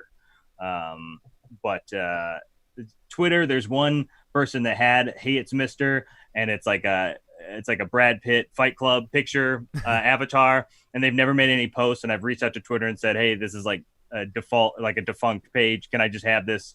And they said, well, they did the post. And so, like, I can't get it. So well, they have a password and an email connected to the account. Therefore, yeah. Motherfuckers. Yeah. Well, that's what, it's funny because Wax recently posted on his Instagram, because there's someone named Wax that just put out a new album. He's like, this isn't me, y'all. He's like, and then he said, note to anyone starting a project, find a name that is obscure so people won't be confused all the time, because apparently there's Wax this, Wax that. Even when we put out the Graveltons album and Wax is on one of the tracks, it actually links to a different Wax on Spotify. You know? I have to do that all the time. Is like remove people from Spotify. That it's like this Mister is like rapping in Spanish. Like that's not me. And no disrespect, but like I got to keep my Spotify as clean as possible as far as like this is just me and there's nobody else that's on here. You know. Oh yeah, there's a Downtown Brown, a New Zealand DJ that we shared a Spotify page with for a long time, and I had to actually like contact Spotify and be like, "Yo, like this isn't us. We're not Downtown Brown, the EDM DJ from New Zealand, so we're not." The struggles, but I hope we can be. So everyone in the chat, because this went from a podcast to we got rated. So I have to address the human beings in the chat. I'm here with Mr. a Detroit MC, one half of the group Passalacqua, and you know, a content creating machine, fucking gifted MC, smart dude, talented guy, and a friend. Old pal. Yeah, it's crazy. It's crazy. It really is. We've known each other, what, 14 years? Yeah. Fuck. We're old men. Old men. Well, I think I'm gonna. I think I gotta end the podcast. But I might fuck around with the people in the chat. I might perform maybe a song or two. I mean, you gotta do. You know, you got this Twitch raid going. You gotta give it to the people. They, you know, they want you to rock out, man. I don't know what they want. They gotta tell you. Everybody, you gotta tell them what do you want from Neil. Come on, you gotta let them know. What do you want from me? Yeah, throw those tips at them or wave your hands or whatever. Bits. Yeah, emotes. Let's see those emotes. Bits, yeah, get those emotes. Throw them because throwing bits actually costs money. But emotes, man, you can just emote the fuck out of that chat. Yeah, y'all gotta emote the fuck out of this. Yep, see, people are actually doing it. I'm actually seeing the emotes already. Man, but hey, I love you, dude. It's good to connect. Too, man. And the one upside to this whole COVID thing is my podcast went from being just me in the van with LA people to me in a bunker in Long Beach talking to fucking a lot of old friends and reconnecting and hearing stories, and it's supplementing my life with a lot of perspective, because the more I talk to people, the more I realize that, hey, like, we're all very similar in many, many ways. Absolutely. So it's been a lot of fun, man. I appreciate you having me on the SUPcast. I hope to do it again soon. I hope the move goes well. We're just going upstairs, yeah, but it will go well because I won't be breathing fucking mold all day anymore. That's you're moving on up, like literally and figuratively. Yeah, it's bad. Like I can feel it in the back of my throat right now, just breathing this fucking air. Okay, Neil, I'm getting requests. Here we go. Oh, God damn it, mister. Yeah. Mister. I'd throw emotes instead of fries. How about that? Yeah, throw emotes. Yeah, get on Twitch, man. Or you're doing the right thing, man. You have a following on Bandcamp, and you have people who follow your shit on Instagram. I like that. You disappear, you make a bunch of shit, you appear, you fucking drop it, and then you disappear again. I love that. I think that's how I'm just gonna keep it. Just be there enough. Be like, I'm here. Hope y'all are good. I got some new shit to drop, and then goodbye until next time, unless you have my phone number or my email or something. And I noticed too, when you reappear, people are excited, and that's the thing. Because if you post all the time, I post all the time. People aren't excited. They know I'm here. They know I'm always like blah blah blah blah blah. It's that thing. They're first excited. Oh, cool, you're back. And then I'm like, hey, here's some more posts. And they're like, yeah, we get it. And then, but then if I say I'm gone again, they're gonna go, but wait, So it's that the beginnings and the ends are the crux. I'm back. I'm gone. I'm back. Yeah. So if you're always beginning and ending, you'll always have people's attention. Fingers crossed. I'm beginning. I'm ending. I'm beginning. I'm ending. My band's breaking up. Just kidding. Yeah, I mean, think about Kiss and Ozzy. How many fucking farewell tours they did? We're ending. For real. I swear. We're ending. Buy a ticket. 2 years later, we're back. Vince Neil lost a bunch of weight. We're back. Buy tickets. 2 years later, we're out. Yeah. We're broken up. Farewell tour. Reunion tour. Farewell tour. Reunion tour. I gotta do it.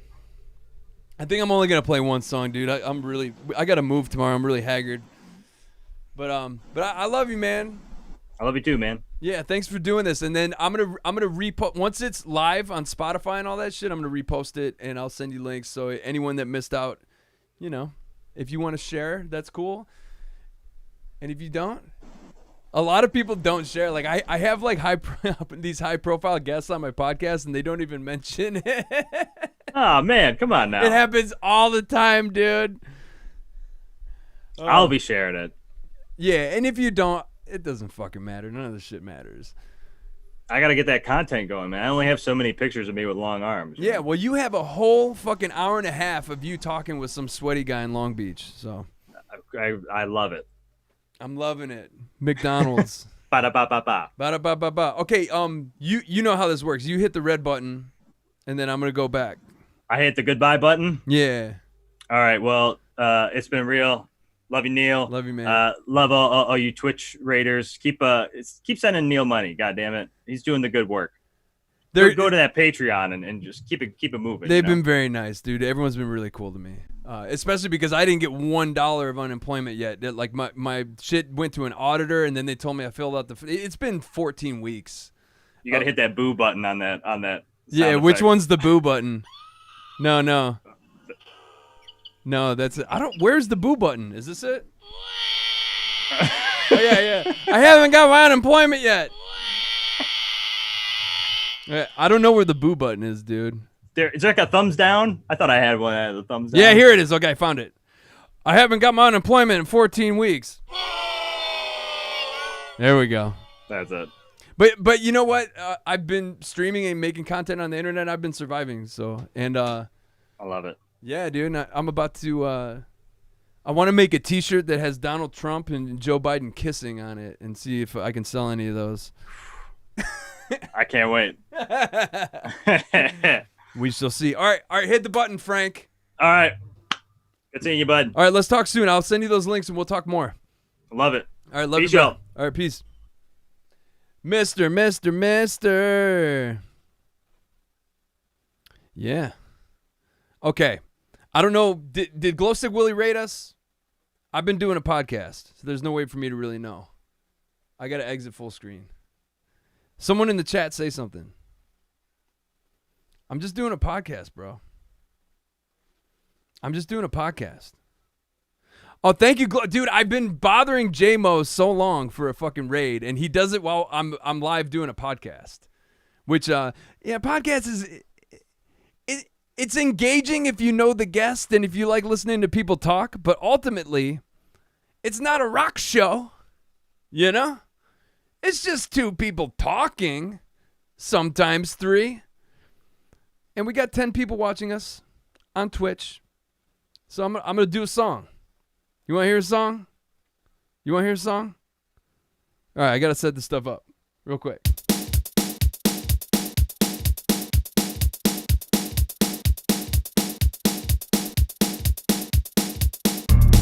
Here, check it out. I'm going to play some of Mister's music while I'm setting up. Talking? No. Sometime. Everyone stay with me, please.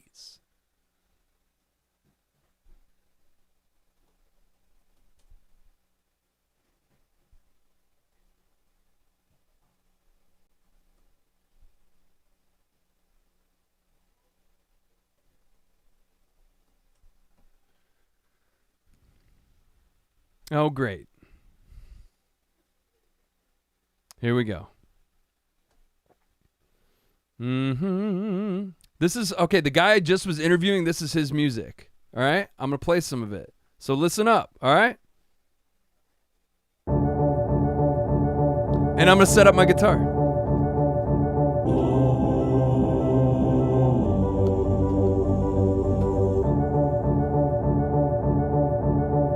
Stick around.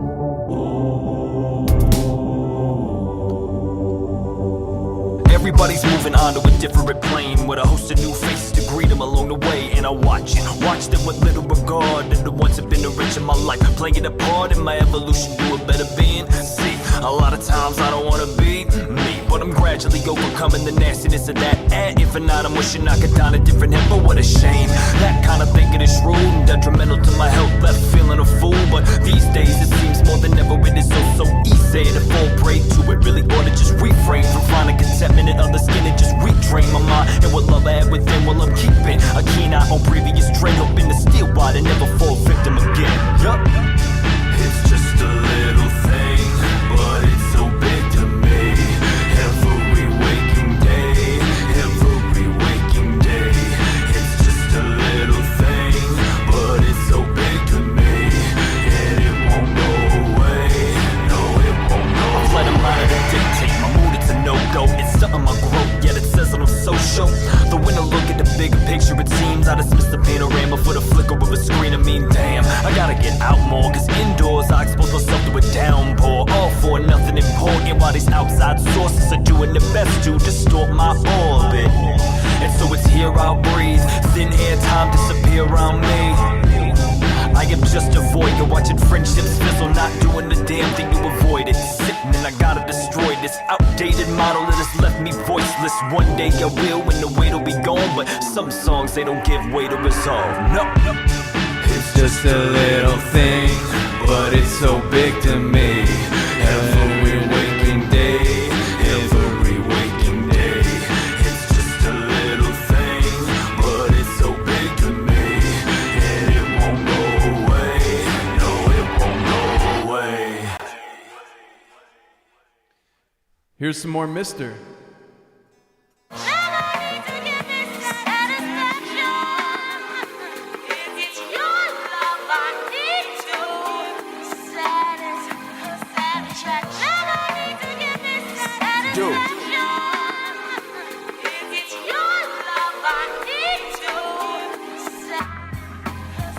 Growing up in the yak, I was blowing Reggies. Me, him, and Mike. Mike had the new Chevy. Him had the van. I was in the Honda. I worked at the Palace. I lived with my mama. Isha liked the Lakers. He ain't fuck with Kobe. My nigga was T-Mac.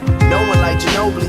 I felt like D-Mac. Yeah, the macaroni. Now I got my C-sack. Corporate don't control me. I come from D-Yak, where I lost my homies. And they won't be back. That burns a hole below me. Prisons filled with younger men who'll never be young again. Cops shot a thug again. Another plot is dug again.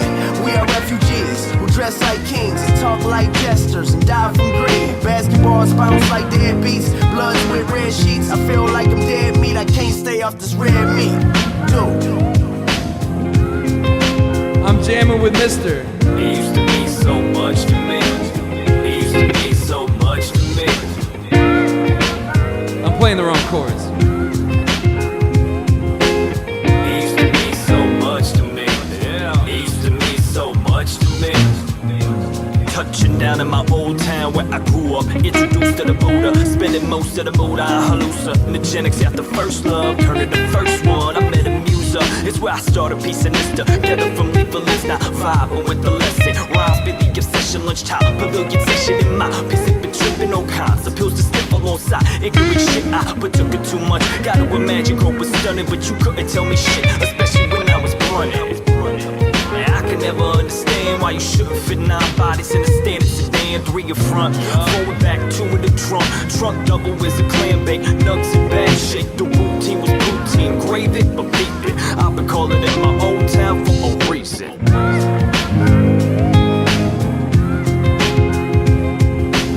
It used to mean so much to me. It used to mean so much to me.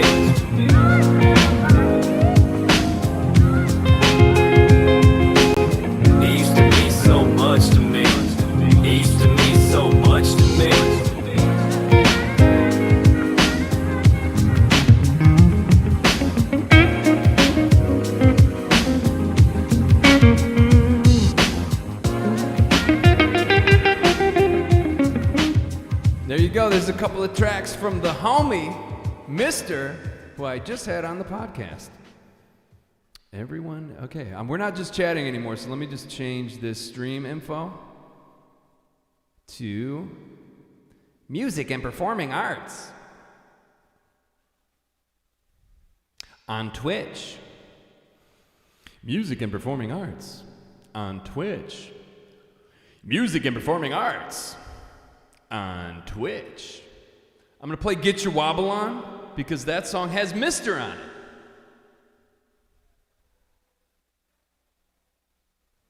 Oh, let's do the live version. Gonna find it real quick.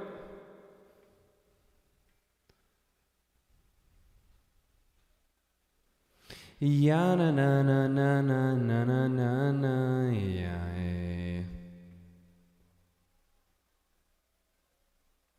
How's everyone doing on a Thursday? Thanks for the raid, Glowstick Willie. I love you, Glowstick Willie. One of the main reasons I'm even streaming right now is because of the band Glowstick Willie.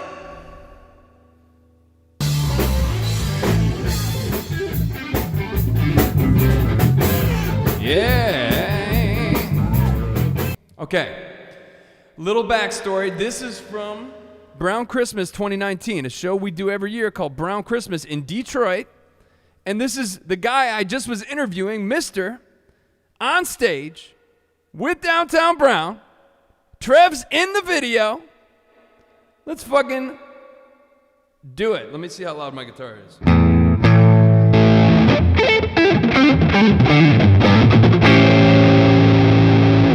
a little hot.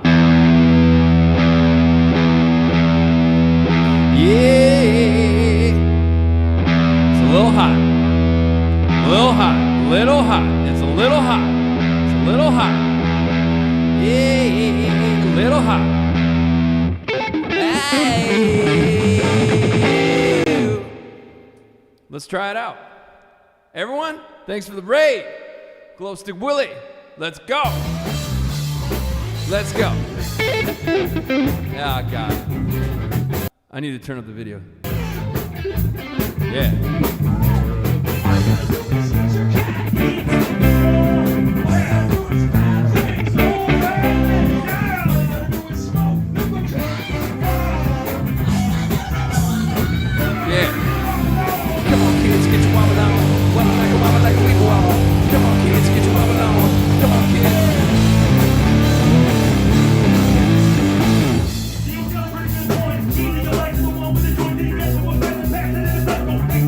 A little bit of purple swig.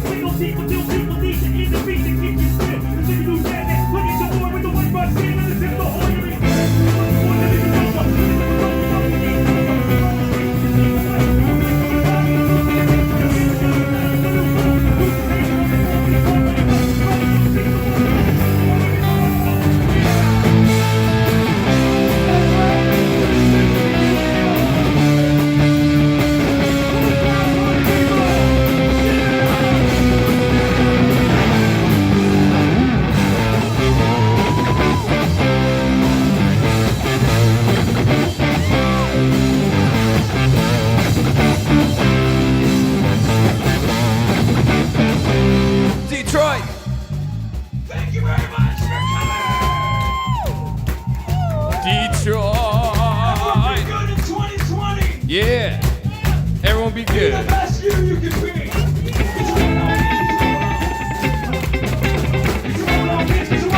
Get your wobble on, kids. Get your wobble on, kids. Get your wobble on. Everybody get the fuck up right now. Yeah.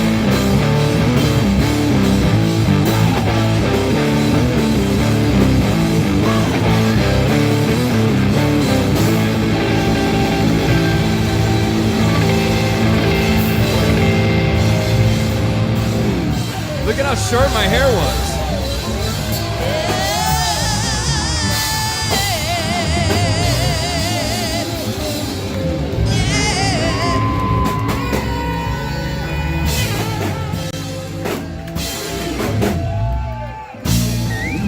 Merry fucking Brown Christmas! Merry fucking Brown Christmas. Thanks for the $20 tip, Danny. Love 513. I'm gonna do the actual full version of Get Your Wobble On, because in the interview with Mr., we were talking about this video, shooting this video, And here, well, let's do it. Guys, I don't know how we're supposed to put on a safe, family-friendly rock concert for all these wonderful attendees without our secret ingredient. Gosh darn it! Where is it? Where is it? Where is it? Where is it? Yeah.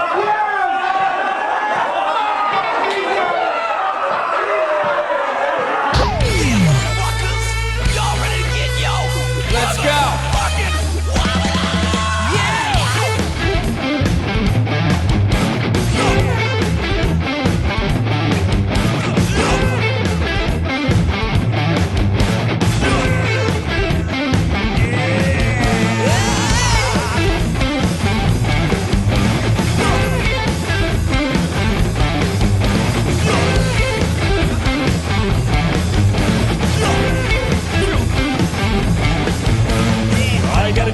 Drink that drink. Come on, kids, drink that drink. All you gotta do is steal a car. Steal that motherfucking car. All you gotta do is kill your dad. Come on, kids, kill your dad. All you gotta do is get your wobble on.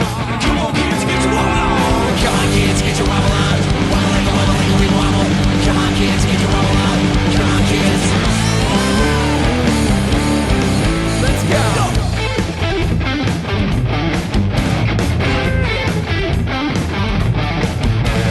All you gotta do is eat your cat, yummy. All you gotta do is rape your mom.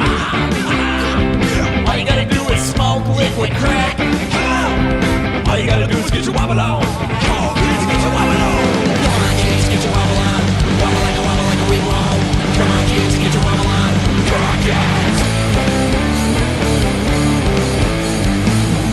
Neil's got a pretty good point. Mister. To the world with the joy. Get together with friends and pass it in a circle. Hey, when you're ready, give a little bit of purple.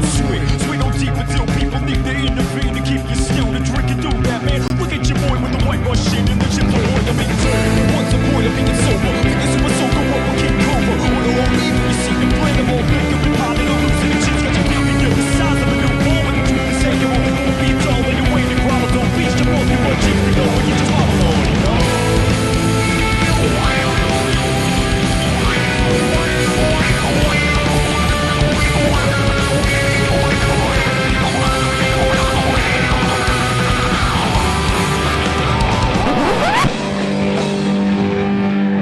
Oh no, JP.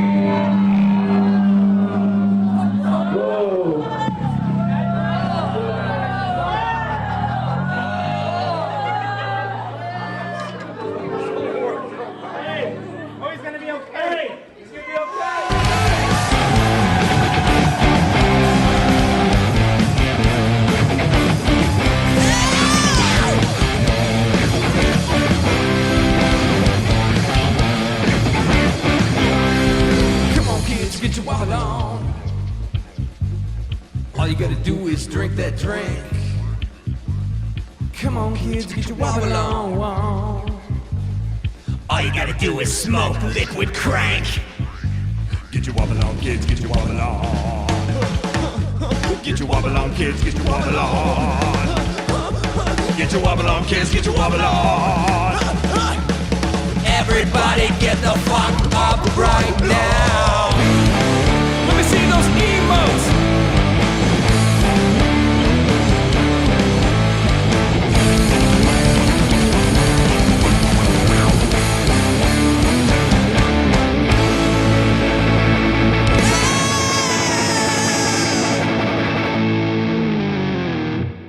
We might as well do this one while we're at it. We talked about it on the podcast. Let's fucking go. I'm here all night. I still love her, man. Then you should try to get her back. How am I supposed to do that? Like this. Really? Definitely.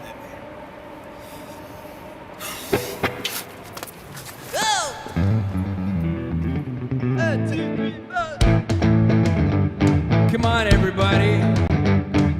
Mosh pit.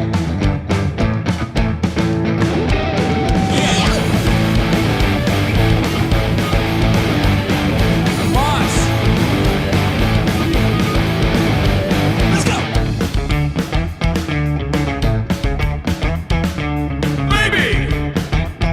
Cooper Scobby, a Labby Flappers, and then who to the Franks and Burns, who to the Franks and Burns. Campus friendly, campus friendly. Keep on trimming the droogs, keep on trimming the droogs. Baby, baby, you rock my shit. Shit gets rocked when you're around it. When I'm alone, I'm like holy piss. Baby, baby, you rock my shit. I'm like, baby, a Cooper Scobby, a Labby Flappers, and who to the Franks and Burns, who to the Franks and Burns in the chat. Campus friendly, yay! Campus friendly, yay! Keep on trimming the droogs, keep on trimming the droogs. Baby, baby, you rock my shit. The shit gets rocked when you're around it. When I'm alone, I'm like holy piss. Baby, baby, you rock my shit.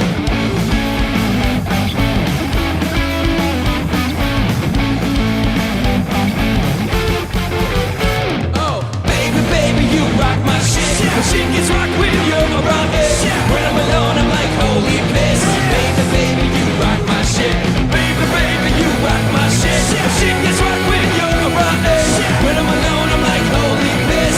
Baby, baby, you rock my shit. Uh-oh. I lost the chat. Are we still live? Yeah, we're still live. I lost the chat, though. What happened to the chat, baby?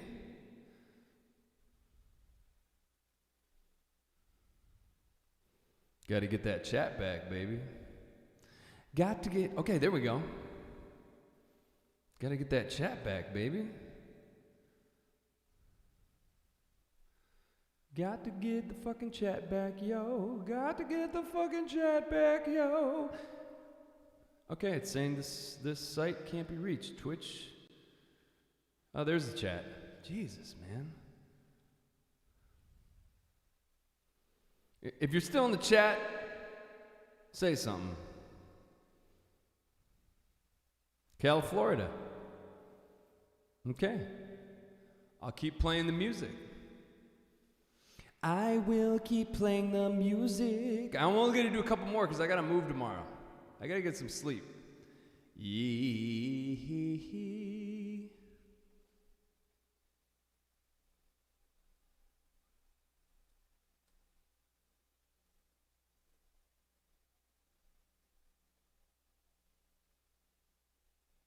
Throw up them horns if you're feeling me.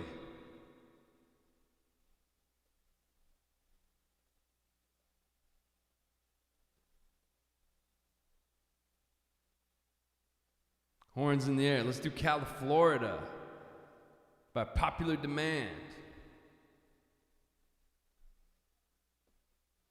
Let's go. Yeah, let's do it. Let's get fucking weird with it, baby.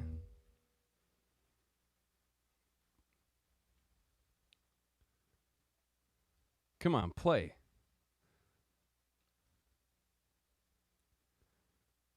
This is really annoying. This is really annoying. I guess I'll have to play it. Here we go. Jesus. What's happening? Whoa. Where do you think you're going, boy? Yeah. California. Yo, Cali, Florida. California. Florida.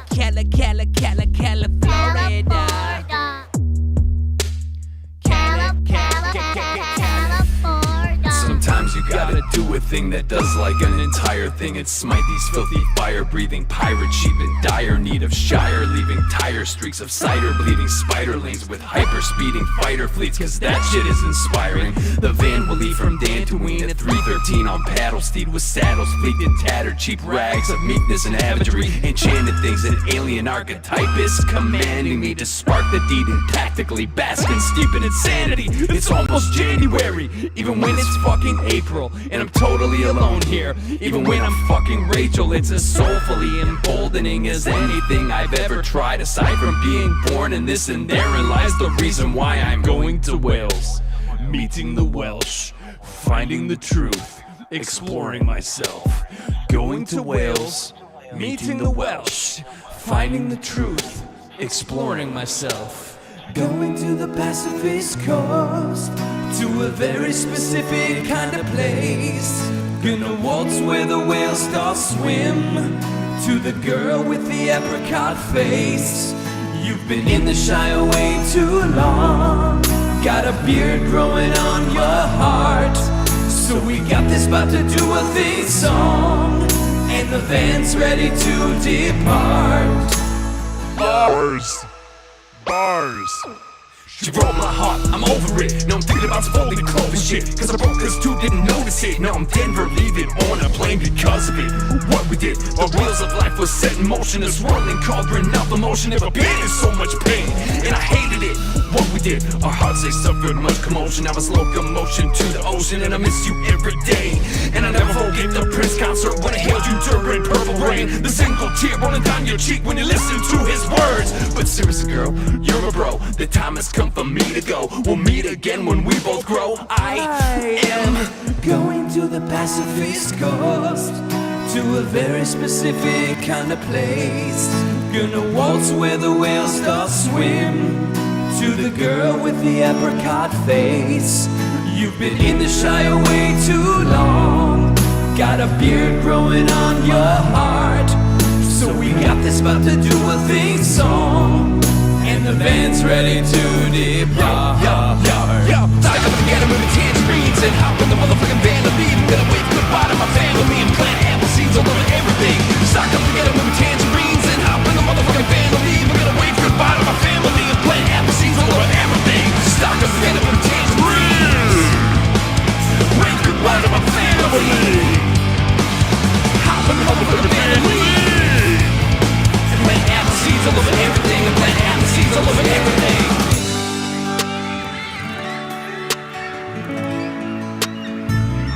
Let's get sexy.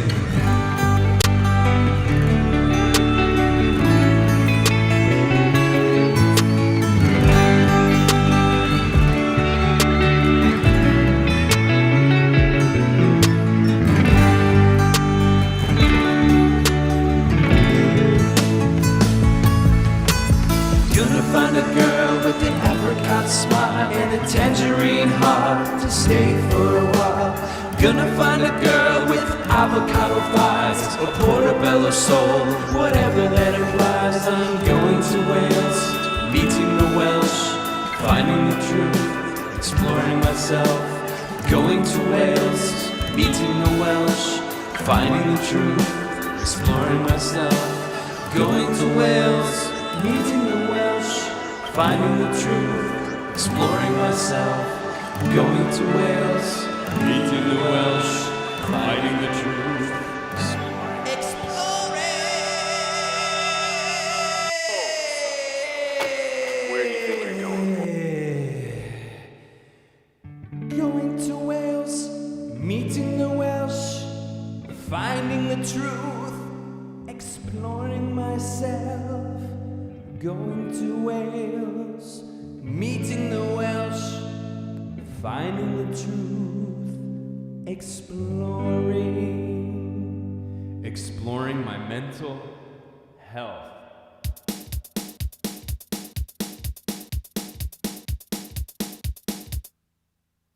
Exploring my mental health.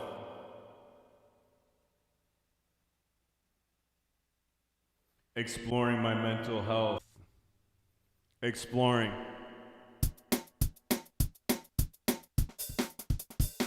Here we go. Wanna be starting something, got to be starting something. Said I wanna be starting something, got to be starting something. Said I wanna be starting something, got to be starting something. Said I wanna be. Yeah, let's go.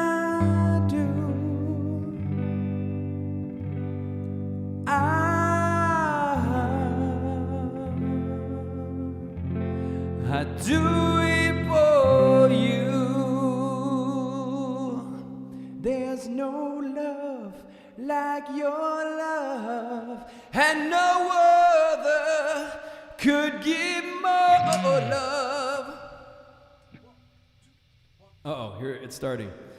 There's nowhere unless you're there on the town all the way. Yeah.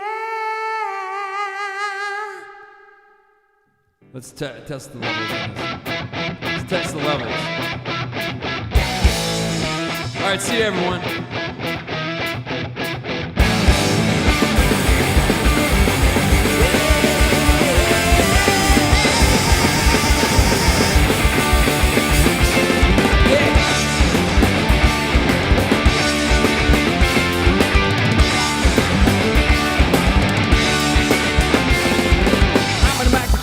Kick this motherfucker potty. This is what Dan Def said to me. Yo, I'm black out in Cleveland while I was taking up pain. Kissing out that Mac and way to do what you gotta do. Keep painting the time anywhere, anyway. And I went into Christ catering and fucking said, yo, hey.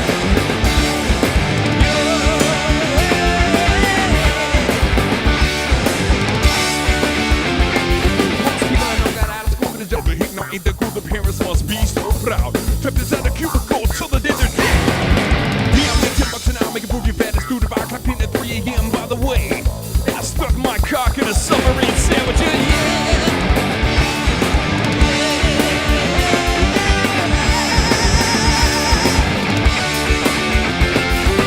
All I wanna do is,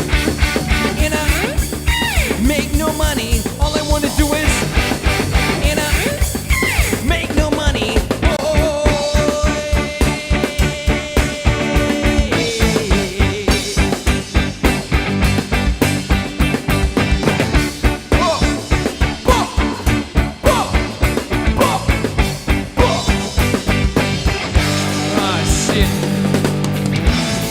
Jack Keller on the bass guitar, man. Oh, listen, it gets weird.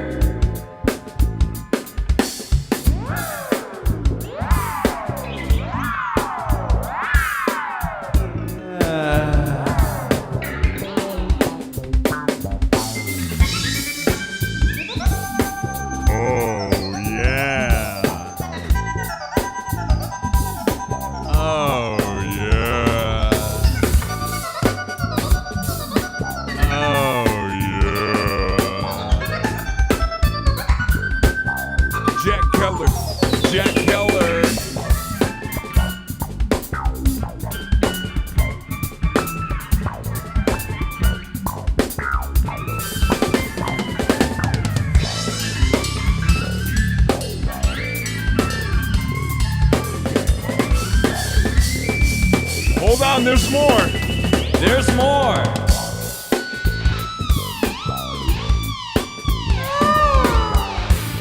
Here we go.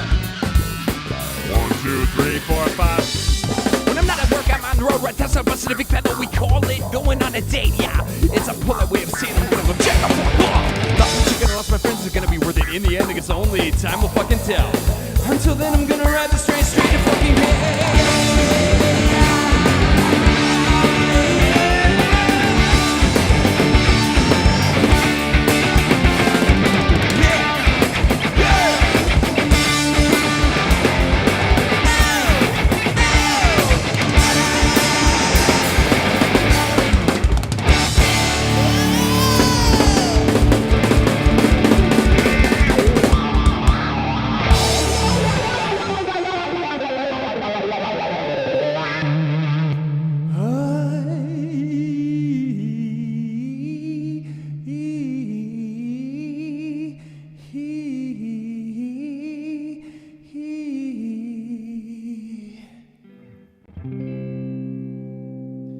You know it's true. Everything I do,